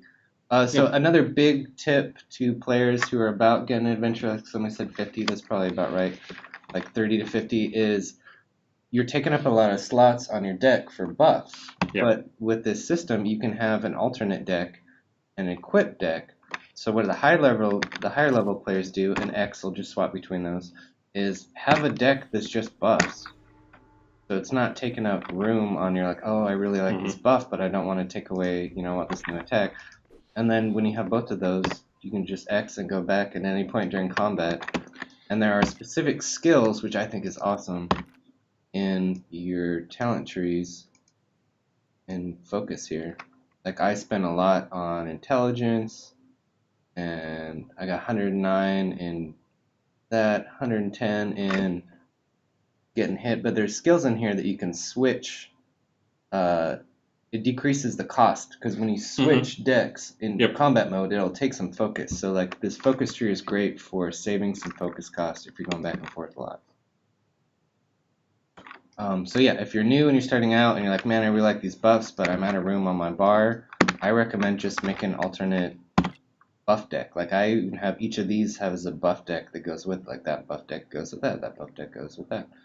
And there's you saw he has the primary and alt that he can just switch between the button. You can also assign each deck a different number though, so you can assign it a different hotkey if you want to. Yeah, that's the next level, like the end game of go hot. You can hotkey these decks, and so you don't have the choice of just the two that you're Xing back and forth. You can set up for every deck you have, all 12. And that's another important thing that I should probably mention again. I don't think I mentioned on stream in a while, but the design of the skill system for the new players out there. You're probably wondering, like, well, how can they have 300 skills or whatever, and I can learn them all, I can be really good at all of them. Well, how do they control things? How do they have balance? Well, the fact that you can only have 10 things out at a time, you basically have to pick from those. So even though you may have every skill in the game up to a high level, the fact that you can only have 10 at a time out, and you can swap between them, but it is inconvenient, and there's no way you're going to swap between 300 different skills or something crazy like that. So really what having more skills allows is it allows you to be more versatile in what you can do. So there's people out there, and I'm sure some of these guys you're just playing with, where like you can get together and like if you need a tank, well, they'll switch over and they'll be the tank for you. Oh, you need a healer? Well, they can go and be a healer. Yeah. You need some backup or crowd control? They can probably do the backup crowd control. And it's because they're high level, they've done a lot of stuff. But what it also means is that a new player, if you want to focus on just like a couple of schools, a couple of skills, and pick out like, here's the 10 things I want to be really good at, you can be competitive with people and competitive at killing stuff, PvE or PvP, pretty early on without the insane. Now to get to their level of versatility, that is one of those things that it requires a lot of effort to get there. I deleted all my alpha decks just for this live stream, but I carry several decks. So this is something we haven't talked about, is when you go modify these, you can equip your character with, so let's say I want to do PvE polearm deck. So I have like some heavy armor and a polearm. When I go to modify this, if you do use current equipment, it will lock everything you have onto that deck. So when you switch to that deck, let's see if I go switch to another deck, and I go back to that one. Let's see what's that one. That's my alt. It'll change it. It'll swap your gear for you automatically. And the more different your gear is between the two decks, it'll affect the focus cost of changing. And the time. And the time, yeah. Yeah, and that is one of those things too. Like, of course, Travis is extremely advanced on all this stuff, and like, again, he's got decks that are for beating a specific type of other build, which one that calls out the whole rock, paper, scissors thing, that there's, you see somebody doing this, you've got ways that you can adjust, you can plan ahead. And like, for instance, tournaments, I'm sure it's the same thing every tournament where here's the winning build this tournament. Let's see what it is next tournament, because people are going to build to counter that. So it's always moving and changing. But for the more casual player, like probably most of the new players out there, you'll still probably want to build a couple decks when you get a little bit of experience and you kind of know what you're doing and get a little more comfortable with it. Because not for like, here's my deck to beat Donis or Anthrax or whoever, but it's actually like, here's my range deck and here's my melee deck, and I want to be able to swap between them. So I can make like a basic deck that's probably good and some skills. And look at these trees when you're thinking about building decks. Like, think about where you want to go down the tree, because there's some good passives, and you're like, oh, I don't like that skill, but I really want to go down. 301 billion pooled experience. Yeah. Everything's all maintained. Wow, you must work really hard on this character. Oh, yeah. I've killed a lot of stuff. Totally legitimate 301 billion. See, my skills aren't crazy high. I always get called a cheater in PvP. Like, cheater. You guys are higher than I am. It's all maintained. If anything's not unmaintained, sometimes I'll be like, oh, God, I'm at 170 because I forgot to put this on up. Anyway, Ring of Fire, if y'all are doing PvE, that's a great range skill. That's one I recommend to work towards. And don't forget these passives if you're new to the game. I've been trying to tell new people there's some good passives in this tactics tree. And let's take a step back. So there's kind of two big categories of skills. There's the active skills and the passive. So the active is like, I've got to cast a Ring of Fire. It's something that you can actually put in your bar, or you build into your deck, or however you want to do it, and you use it. You actually have to trigger it. Then there's a whole other category of skills that's passive skills. They're in the same trees, but you can show off if you want to mouse over something, show them skills. Yeah. So skills. Someone's asking if I ever mark a skill down to recover experience. On this character, which I just cheat and experience is free, no, but I have a legitimate character who's about 85, 90, I definitely, like, a patch will come out and, like, I really want to switch, like I was Death, and I really want to switch to Ice.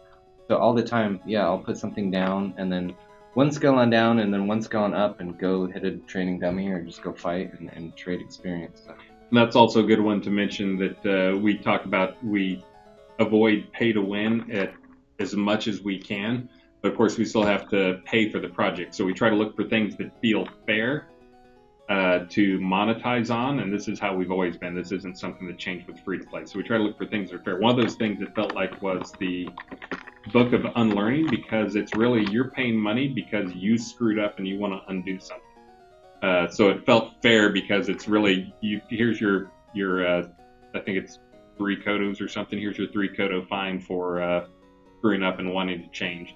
Or it's just because you want to experiment and try stuff out, and that's totally up to you. But that's one of those where we do monetize on it. You can get a book that will give you back all the experience you spent on a skill to save experience, which will help you retrain the other skills quickly. But again, totally optional. You can untrain. You just lose a percentage of that experience when you untrain things. So if I was making a new deck and I was, let's say, Blades, which is pretty good balance, you notice as I drag these out, they start locked, and when I unclick them, that means it's going to draw in and I can put other skills on top of them. So let's say, for instance, I want Rend, and now it could draw either one of these skills, or it could draw Double Slash. And the window to the right where you see there's Thrust, Whirling Blades, Double Slash, that's showing all the things that it can possibly throw in those. Right. The cards that he's stacking up down there, and the slots that are not locked, those are the ones that can go to those. So you can have things like, usually what I'll do is I'll have like the first 2 slots, I'll make close, short range, just pure attack stuff. And then I'll make my 3rd slot, I'll make that, ranged attack stuff. And I'll have a bunch of stuff in my deck, and then I'll have it so that it deals out, because really what I'm trying to do is I always want to make sure I'm fighting hand-to-hand, melee stuff with the sword. Is I want to have 1, 2, I always know those are going to be something close and damaging. And then if they get far away, I know I can always switch to 3. But it also, because it's range, I can do a ranged spell up close. It's just not quite as effective. It always has that. But then, same thing, like I'll have 4 will usually be my debuff slot, and then 5 will usually make my buff slot, where I'll just put like 5 or 6 different buffs in there, because I don't want to have to swap between a buff deck, because I'm lazier than Travis. And by lazy, I mean not as skillful.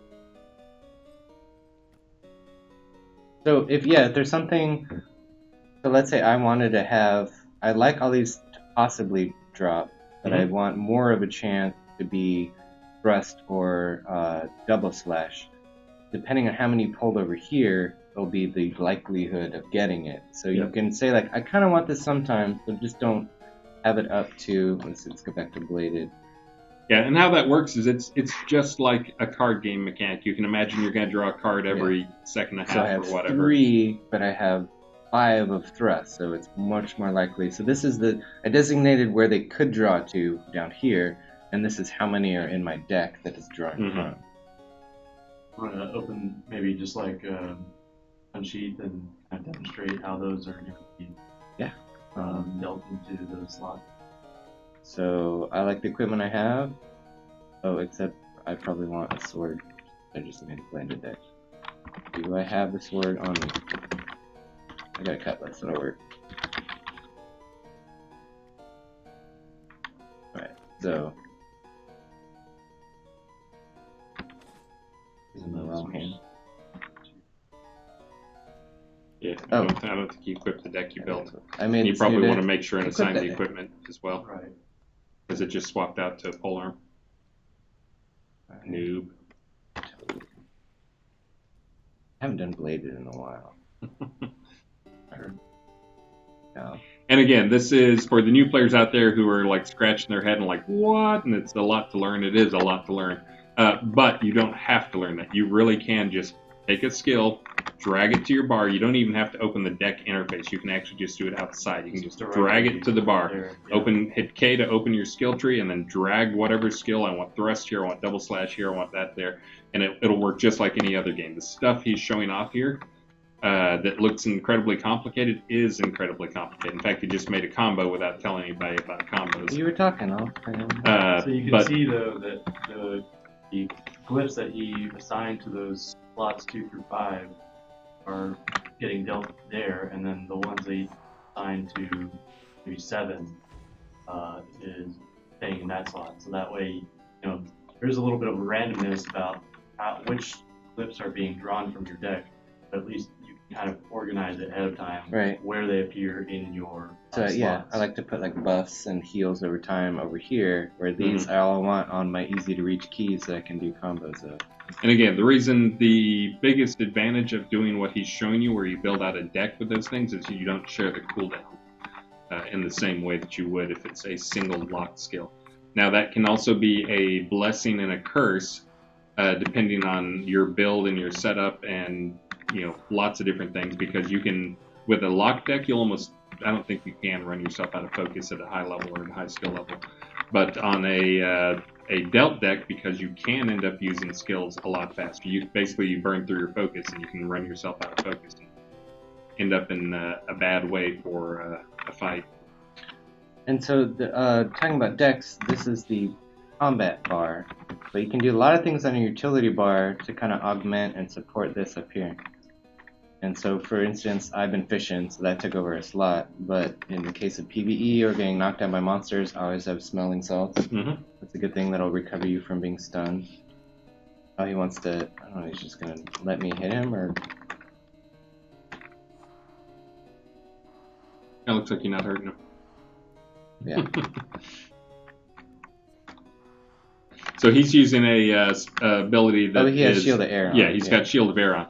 There's different spells out there that do different things. One of the things in the air school is, of course, that if you look at the magic trees, they're set up so the skills aimed at more light, like pure caster types, light armor types, they're on the left side. They're actually much harder to cast in heavy armor, whereas trees on the right-hand side, like life and earth and water magic, those are all easier to cast in heavy armor. So usually you'll see more tank types. They can wear plate mail and keep on the right side.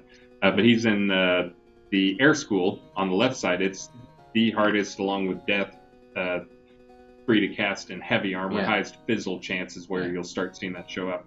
But one of the cool things is, like, for instance, this one has a good defense spell, the Shield of Air, that is for a pure caster, it's what you want. It lets you convert, instead of taking damage where it applies to your health, it applies to your focus. So if you're a caster who's like, you're going to get hammered or whatever, you can do that. And there's a lot of players who do, various different things with If you're fighting something undead or another player that uses death, if you switch to Shield of Air and they try to do all their life taps, well, guess what? It's not pulling any life because you only take focus damage. So there's a lot of intricacies between the different systems.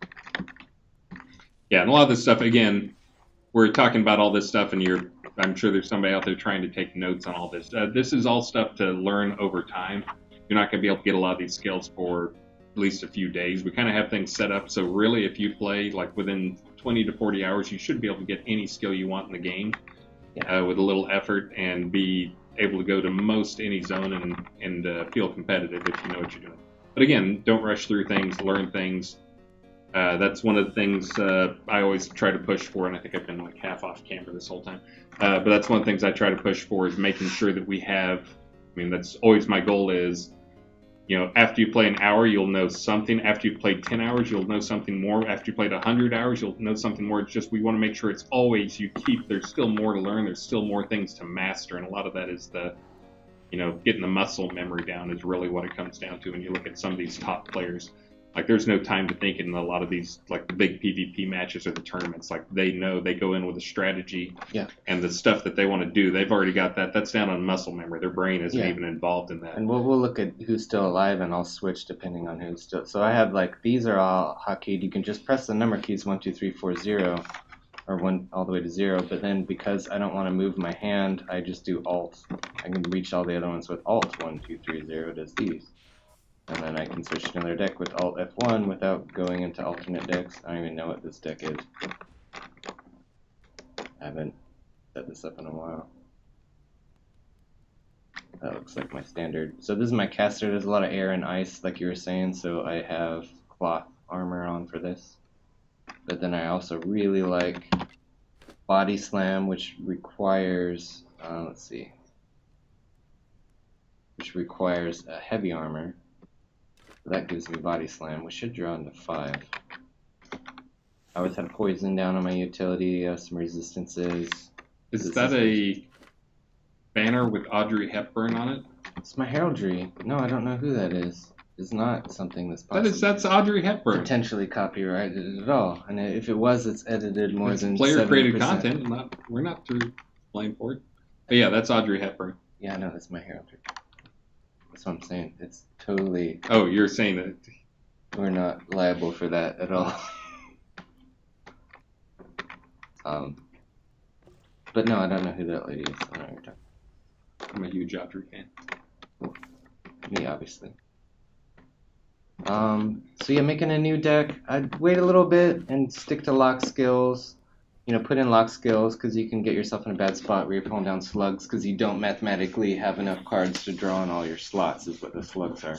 There's a lot of great user-created videos, and I actually have a task to go find the best user-created guides and kind of link them on our website because some of them are a few of them are out of date. We've been live for so long, but there's some good ones, and so we'll be linking. And you guys aren't going anywhere anytime soon, by the way. Oh, okay. Because Star's not here, so we're just talking through the. Yeah, okay. I just pulled this out because I want to read a quote here that's really important that I think is also something you'll see from this, and then I'll let Wizard Smoke talk. Let's see. These are fishing quotes again, but this one I thought was appropriate for this. Things that apply to fish and apply to many things in life. But like they say, you can learn more from a guide in 1 day than you can in 3 months fishing alone. It's Mario Lopez. I don't even know who that is. A sports guy or something. But what he's showing you here, this is really important. If you go and try to figure this stuff out on your own, that's honestly what I tend to do in games and MMOs is try to figure stuff out on my own without getting other people's help. It will take you forever, and then you end up doing what I have done many times, which is go in thinking, I know everything I'm doing, and then people show me just how incredibly bad I am. So the reason I point that out is get with a team, get with a guild, and probably the best thing if you actually want to get to the real guts, the skill and the strategies and all those type things, is you can go to some of these PvP tournaments or just hang out with some high skill players. These guys also, I know at least a number of the guys that are right here love to talk about strategies and what they're doing and how things are changing, what things have changed up, and I'm ditching this tree and learning that tree, and constant change. So you will learn way, way, way, way more from hanging out with players than you will just experimenting on your own. So Yeah. experiment on your own to get the basics down, and then make sure you go hang out with some Yeah. other players. That's how I Get a learned. guild. Yeah. Other people telling me they're super gracious with their time. If you can't find our Discord, there's a lot of people that help from Discord, but now we have global chat, so go ahead and ask. People are super helpful in this game. It's probably the best, most helpful community I've seen in any MMO ever. I agree. Yeah, Joaquin, you were going to say something? That's basically what I was going to say is that there's lots of people that are, experienced and willing to kind of help you, especially newer players. And so if you're a new player trying to figure out the system, trying to figure out how best to go about building your skills or building a deck, there's lots of players out there in the community that are willing to help. Bodies. Good resource for new players. Oh, that's good. You're sweeping the bodies. That's good.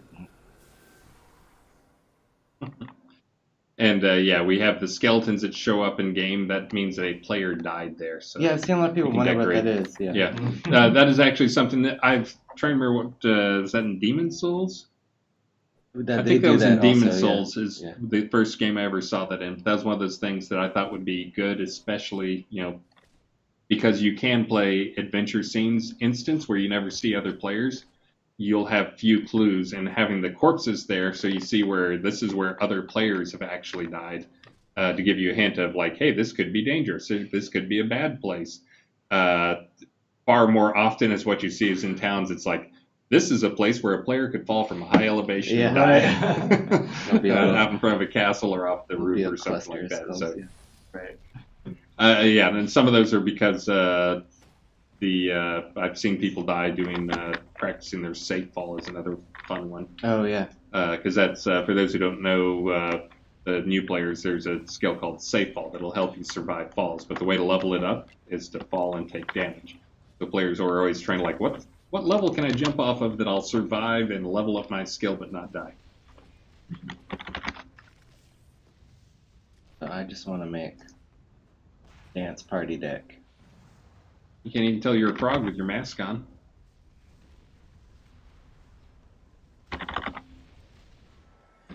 Alright, he's making his dance party deck here.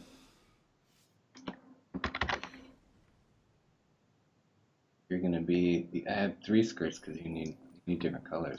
Yellow, obviously you need the different color skirts. And if you're gonna be a wicked witch, you gotta have Wicked witch shoes. That's good. slippers. Wait, why do you have the ruby slippers? I haven't died yet. It's pretty cool. Wait a minute, your legs were white. Why were my legs? Now your face is white. Fix. Oh, still saw some white on your foot. So we'll modify this deck. Call it Dance Party. Yet another use for the deck system, and that's a lot of people do this stuff. Forget to use current. And I want to use Confusion and Chaotic Step. Curious where this is going. You gotta have your dance party stuff. Dance party for fighting people. Oh, and then how do you make what's the clone?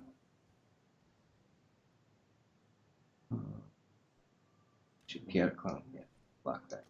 You use current equipment. So now, when I go to dance party, I might be fighting. I can just equip this and be all dressed. And I can make 2 of myself. And then I can change my outfit if I want, and that one will stay there. I didn't do a full deck, so I got a lot of slugs here. But this is a good combo. Good for dance parties. Oh, chaotic bomb, yeah. Yeah, that's what I did. You intentionally interrupt yourself. Got a lot of slugs. So this is a way not to make a deck. Yeah. With all my slugs, because I spent 2 seconds in that. One thing I don't know if we could do one day, Wizard Smoke, is associate the hotkeys from here.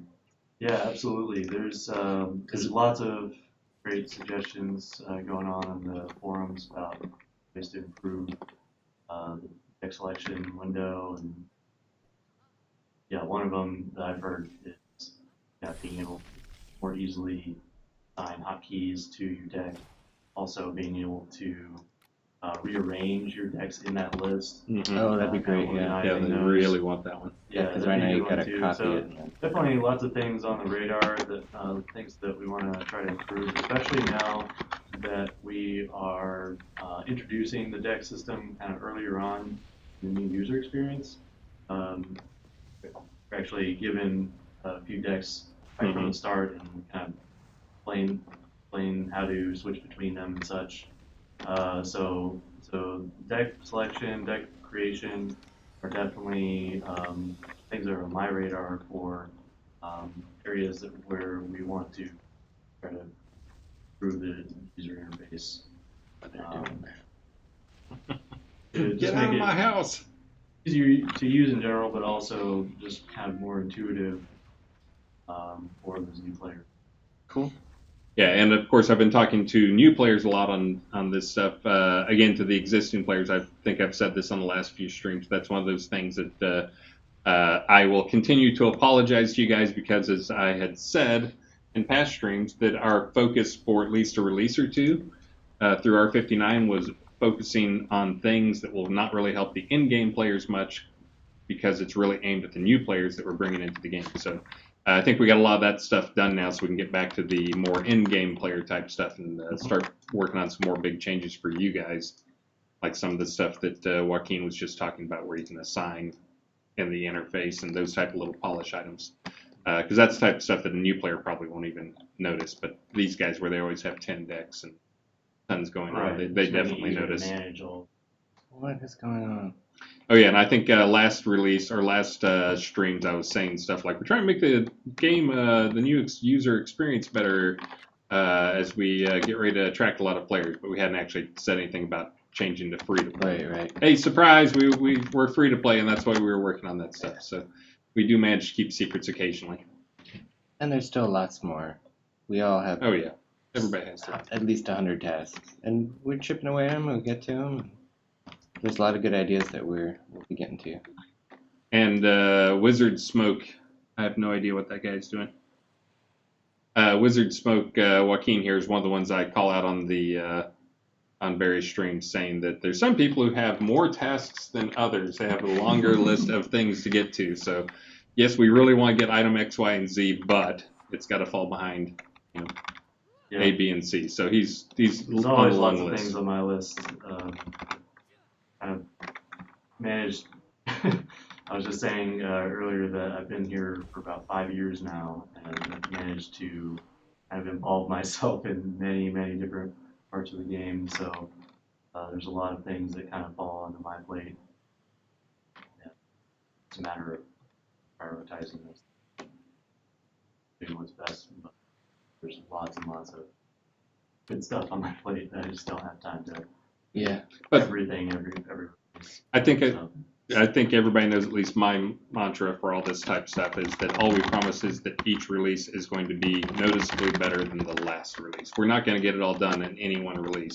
Guess what? When we do get all the stuff you've requested now done, there's going to be another 4,000 things that you want. And stuff that we want too. But yeah, I mean it's stuff we want, but it's also we're going to get to all these things. While everybody always has their list of, I really want this thing, that thing, the other thing, there are so many things that were on that list that we have already done, and we get done each and every release that we clean up things. It's just the nature of a creative project. Yeah. It's always going to be things that you realize you want to do. Yeah, and it's also the nature of our iterative project where it's not like we release a big release every year or whatever.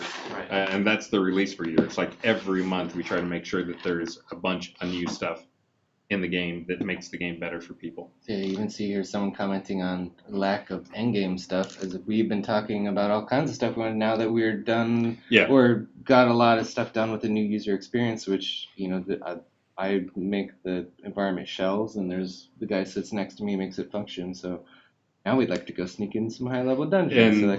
We talk about it all the time. Yeah, and that's the thing that I think in the past streams I've apologized for is people, we want more in-game content. Owl's Head Sewer was kind of a bone I threw people as here's something you can do that I could get done in a short amount of time that hopefully will provide a little challenge. But really, that's when we were saying that high level players, but we have to focus on the new user experience for release 2. That's kind of what I was talking to. Is I knew we weren't going to get any high end content, real new high end content in there, like another Rise or a Fall or something like that. For a little bit while we were focused on that. And yeah. But now that we've got that done, there's a few things that came up out of this that probably will eat up some time for some people, but we should be able to get back to some cooler, high-end content-focused stuff. Especially with that cool crowd buffing the boss mechanic. We can do all kinds of stuff with that. And we have some other mechanics we talk about internally. Yep, but that one's in there now and tested, and for anyone who's fought those fights, I need a lot of polish on those things. They still, like, I think I've got the Lich boss, so he's crazy powerful. You don't have him buffed. I was kind of trying to make him very challenging but doable, but he's pretty much unkillable, I think. I think I went and moused over him and did the show stats, and he had a 700 resist to all magic, which is, I'd heard some players complaining, I can't hit him with a spell, I do 0 or 1. And I think he also had a 375 health per second regen rate. But anyways, again, lots of balance work to do on this thing. We'll get some more high-end content in for you guys. I'm going to try to get in the spider fight that I was talking about with the mama spider and baby spiders. And, of course, the baby spiders will probably be as tough as any spider in the game right now. So there's also this clockwork dragon fight, which we had all kinds of grand designs for. Gosh, that was probably a year or 2 ago. I don't even remember when we made this. So there's stuff we have shelved that we want to improve. So this is one example. Is there's a floor that we want the clockwork dragon to make portions of the floor turn on and off dynamically as you're fighting him. So you have to keep moving, otherwise you fall into it's the monkey room. Everybody knows the monkey room. This one. So this one right now, it's just like, oh, I don't see that there's a floor until I step on it.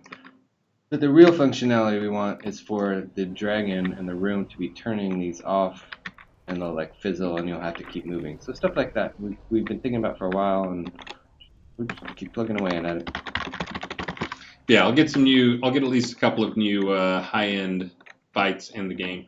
Another really important thing that we're working on, I'm not sure if it's going to get in for R60, because again, as we've mentioned a few times, R60 is crazy short. Like we're just now doing the last patch for R59, and we have 3 work days before lockdown for the next release, which is when we're supposed to stop adding content. So I, as always, will break the rules and still cram in some extra stuff beyond that. But it is really short. But the big thing we're going to be working on that hopefully we'll see maybe R61-ish will be the... Hey, Peter? What are you talking about? You going to take that loot too? No, I'm not. Oh. But will be we've got some issues in the lag that show up more in boss fights where every hit is critical and every, 2 hits can kill pretty much anybody in a lot of these fights if you don't know what you're doing and not doing defensive stuff. But there's issues with lag depending on whether you're the first guy in the scene or the last guy in the scene, that there's a slight difference in lag.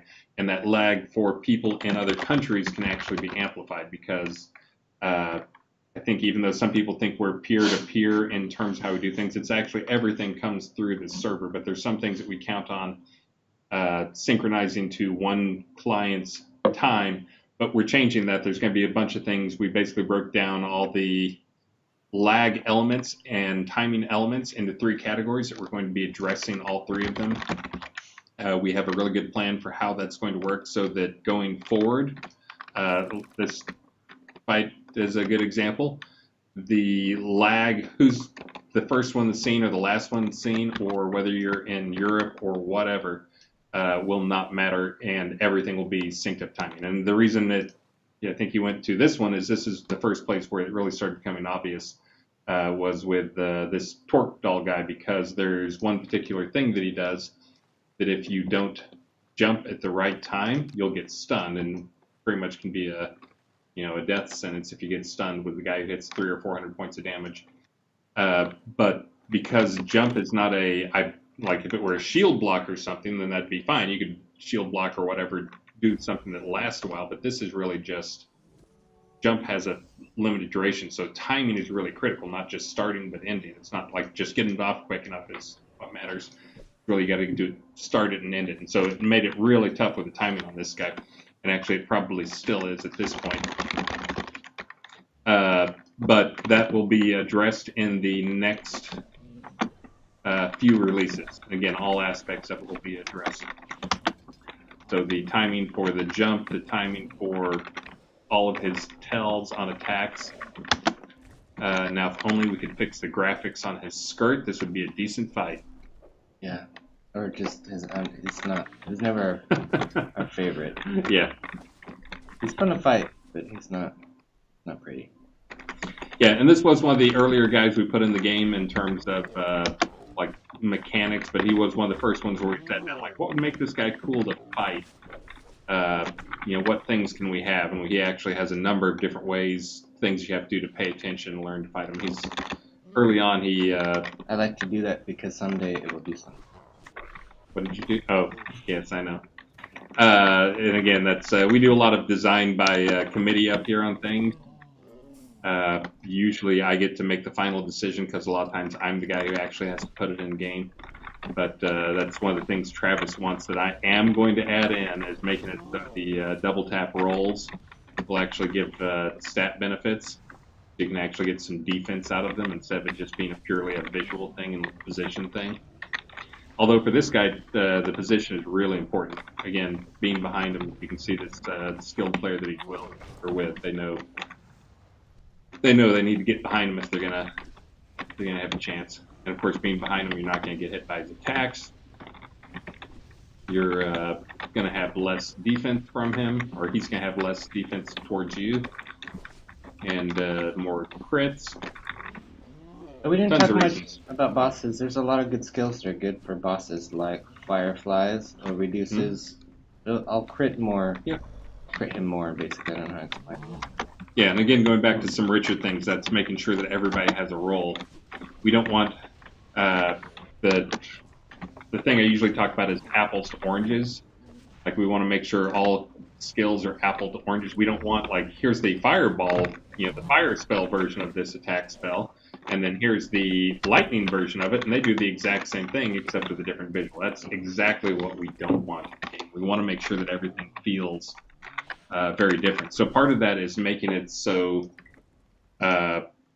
there's some skill trees, like weapon trees, like for instance bludgeon, that they're honestly just flat out not as good as blade or polearm in terms of you going out and killing things. But they are good in situational stuff, and they're good if you know how to use them in terms of bludgeon's really more about debuffs and stuns. And so, like, for instance, if you're fighting a big boss type thing that is going to be a close fight, having one person in the party who can debuff stuff makes everybody in the party more effective. So that's really important. Same thing with the bludgeons and the stuns that can come out of it as well. That poison's good. Bosses tend to have a high hit point regeneration, Yep. so this will help if you can get your hands on some festering poison, either craft it or buy it from a player. Yeah, and that's one also to organize, make sure that you've got people covering to get his healing modifier down as low as possible. Because, yeah, they do have crazy regen. 100, 200 hit points a second type stuff that basically can wipe out the damage that a medium level player can do. And there's other things. I think Rend does it, and Rend in the Blades tree, that's the dot that you can apply with blades. Yeah, that's good. And Skewer. There's a good combo with fire. What's it called? It's like Juxtapose and Douse. But that's really good if you're dealing fire damage. Yep, wiping out the resistance. There's some good bosses in this. There's some good rooms in here too. You can go show. Maybe I can show off the rooms that I actually got in Oh, there. yeah. So I think that one right down there. Did we copy this one? Yeah, I think I copied this one. Yeah, I think this one's in there. So that is a room that a blueprint and recipe that drops in here. As you might expect, I made it pretty low chance you're going to need God mode or something. Yeah, I did already. Just said okay. Oh, no, I didn't. Nope, you're dying. Dying. Okay, now you're good. Yeah, so this is one of the recipes that drops. And I think I even left the statues in there. I was tempted to remove those guys because they're high polygon, but I got them set up so they call pretty close. But anyways, a really low chance that it'll drop near. So, but a cool room, and it does have the lighting effect that you see here. There's also, did you get the one with the, let's see. I think you did, because I saw it on your screen. Not that one. Oh, you did get that one. I got the mine, but I was still having some problems with it, so I didn't add it to a drop. I did create that mine room in there, but I did not actually put the blueprint in, because I wanted to get a few bugs out of it first. This is one of my favorites. I think you did get this one. Yes, I think I did get this one. Effects come with it. I don't see them. Oh, I think you need, that's because you need 3 other people to step on the, step on the platform. Yeah, this one should be in there. I think I called this one like Large Temple or something like that.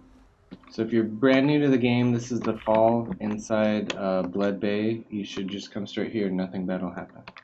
Absolutely. There's nothing dangerous at all here. I think there's there's like these Since you're in God mode, you should go up and demonstrate why it's called the Fall. Oh yeah, okay. So this is a PvP map, and kind of the original idea was my idea as an answer to the Rise, another map that I actually made. But Travis actually did 90% of the implementation on this one. So all the cool rooms that I pulled out of here are all Travis. But anyways, that was kind of one of the ideas. Is it's actually kind of fun to be up high, and it's a PvP scene. So one of the ways to escape PvP is like having verticality, like get some distance between you just by jumping off a ledge. And if he follows you, then you're both in water and you're not going to be fighting. You can figure out what to do from there. See what island he goes to, and you can go to a different island. But it also has some rooms like this that Travis put in that are super cool. I actually came and started looking at this to see if this was one of the ones I wanted to move over there. But there's too many pieces for me to quickly grab. So. Yeah, that one's kind of complicated.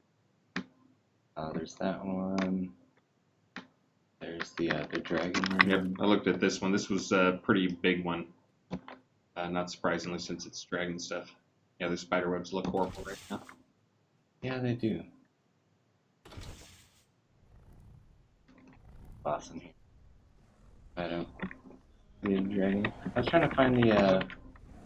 I remember why I didn't grab this one. I came to grab this one, but it has the terrain. It's the same terrain shared throughout the entire scene. Yeah, that one. Crap! What do I get to do about the terrain in there? I didn't want to go recraft it, so I just skipped.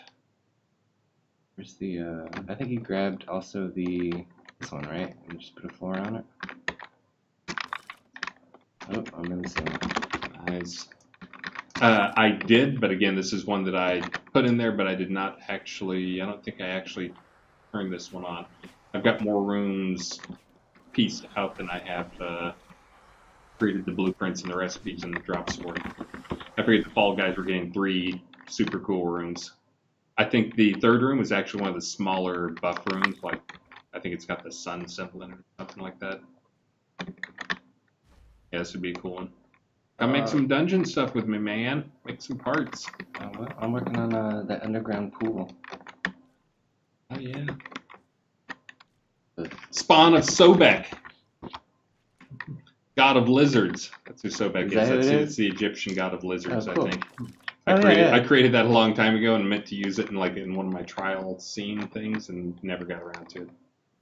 Like I put it in there, but I didn't actually release the scene. Boss room. We have the editor. I mean, we could open up some of the rooms that we've never seen before, or. Well, we really only have about 5 6:53. minutes left, so I think just staying here is probably fine. If you want to jump to some of the others, I mean, some of the other fights are Phoenix fights. There's a number of dragon fights where it's a different situation. That's a good scene for that. The unicorns are in the rando encounters. Yep. I don't think I can. Well, and Kabbalists are probably one of the biggest things people fight that are boss-like. Okay. Yeah, Lost Veil. You'll fight. Kabbalists are a big part of the story. They're kind of the arch bad guys for the different anti-virtues. But these guys they're interesting in that they're all pretty similar. They have a few different attributes about each and every one of them. But the Kabbalist, I designed them so that they have like different strategies to fight each one based on what abilities they have, and also that they would combine together so that some of them basically, if you fought a couple of different types together, you're going to die if you just try and stand and fight. Go check it out in the fishing outfit. A good plan. Yeah, so the Kabbalists are big baddies. I don't know if I'd really call them. They're not like really a super big nasty boss, but they're boss light. They're boss light. You can roll like those combinations that are really nasty. Yeah. I forget what all of them are, even though I made them. I know I've got some with there's the one that does the crazy encumbrance, and then also the crazy focus damage. So every time you burn focus, it does you damage. And then the crazy encumbrance one is bad because when you get over encumbered, you burn focus on every step. So basically everything you do burns focus. If nobody's in here, maybe I should check first. Sorry, players. Sorry. Should have been watching the stream. I don't think it's open. Okay.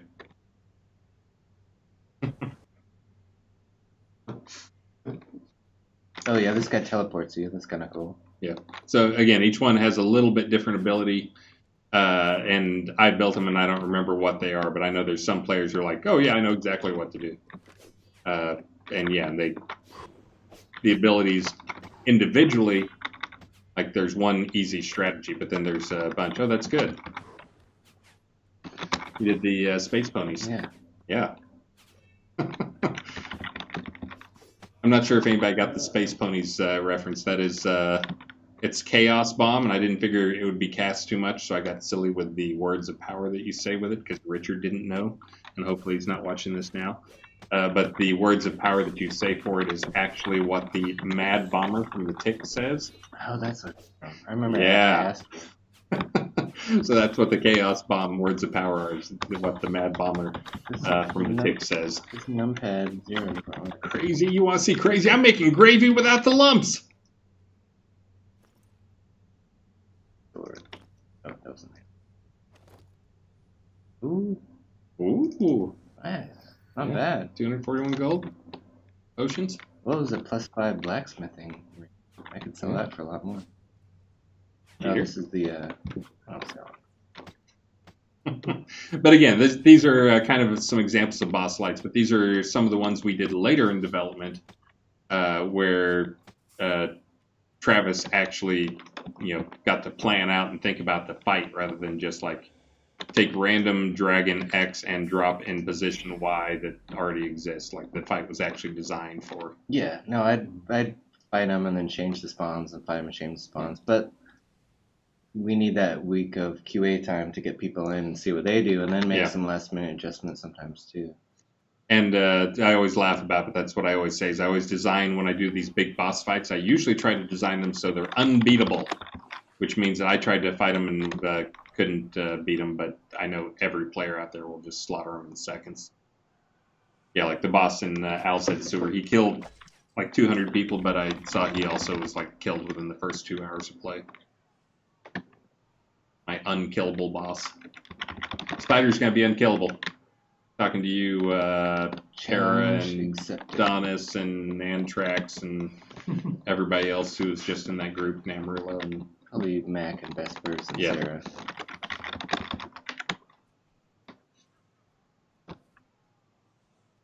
Eventually you get a whole.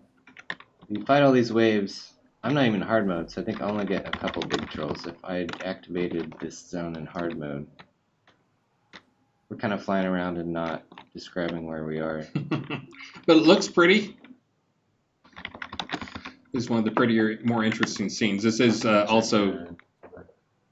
Yeah, it doesn't work. The 0, but I think since I'm an 862, nobody can get to me, and it wasn't open. Oh.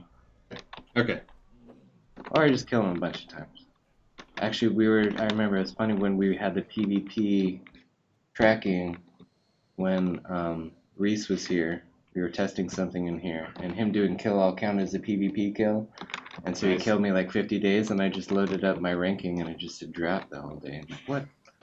What happened? And also, for those who don't know, I mentioned earlier the data pulling stuff. That is also the thing that they've created a PvP scoring system around it too. That it was using a modified ELO system. Now it's got its own system that I forget its cool name. But you can join in that. All you have to do is make sure you're not a non-anonymous, which you can change your anonymous status by going up and clicking on your name. Also, we really suck at being salesmen, by the way. Like, normally if Star were in here, he'd be like, make sure and go buy stuff and stretch goals and prizing and all that type of stuff. But do that stuff. Yeah. Go buy stuff, people. For the new people, go buy stuff. Help support the team. There is some good stuff on sale, actually. And, yeah, again, as we've mentioned, appreciate how little there is actually pay-to-win stuff if you go look in the store. I know that there's some semi-trolly type people out there who claim that it's a big pay-to-win cash grab or whatever. We're so not pay-to-win. There's like almost nothing like that is this slightest bit pay-to-win. So go buy and appreciate that we do keep things not pay-to-win because we sell lots of cool-looking stuff and cool outfits and weapons, skins, and all that type of stuff. So if you're new to the game, once you get hooked, go give us some money. We'd appreciate it. I think I need to get lots and lots of stuff in the store. I need to get to this guy naturally. That's spoilers. You're giving away all the cool secrets here. Are we doing one more prizing before we wrap up here? All right, we're doing one more prizing. We've gone way over. Sorry, all we did was show off the game the whole time instead of talk about smells the like answer a questions. frat house in here. What does that mean? I wouldn't know. Something in Liz Oh, Rostov's I see. cup. Well, that's good. I was about to make some sorority comment or something like that. Now I understand. No, you're talking about. I wasn't cool enough to be in a sorority, thanks. None of us were cool enough to be in a fraternity or sorority. Fishing sign, 9-pack, goes to Calvin Klein. Wood duck goes to Taffy. Ornate umbrella goes to Double Trouble. Viking bathtub goes to Brie Allen. Gondola water decoration goes to people with your names. Kate Upton. Pirate Galleon Could Town. be the real one. Maybe it's really her. Please write in if it's actually you.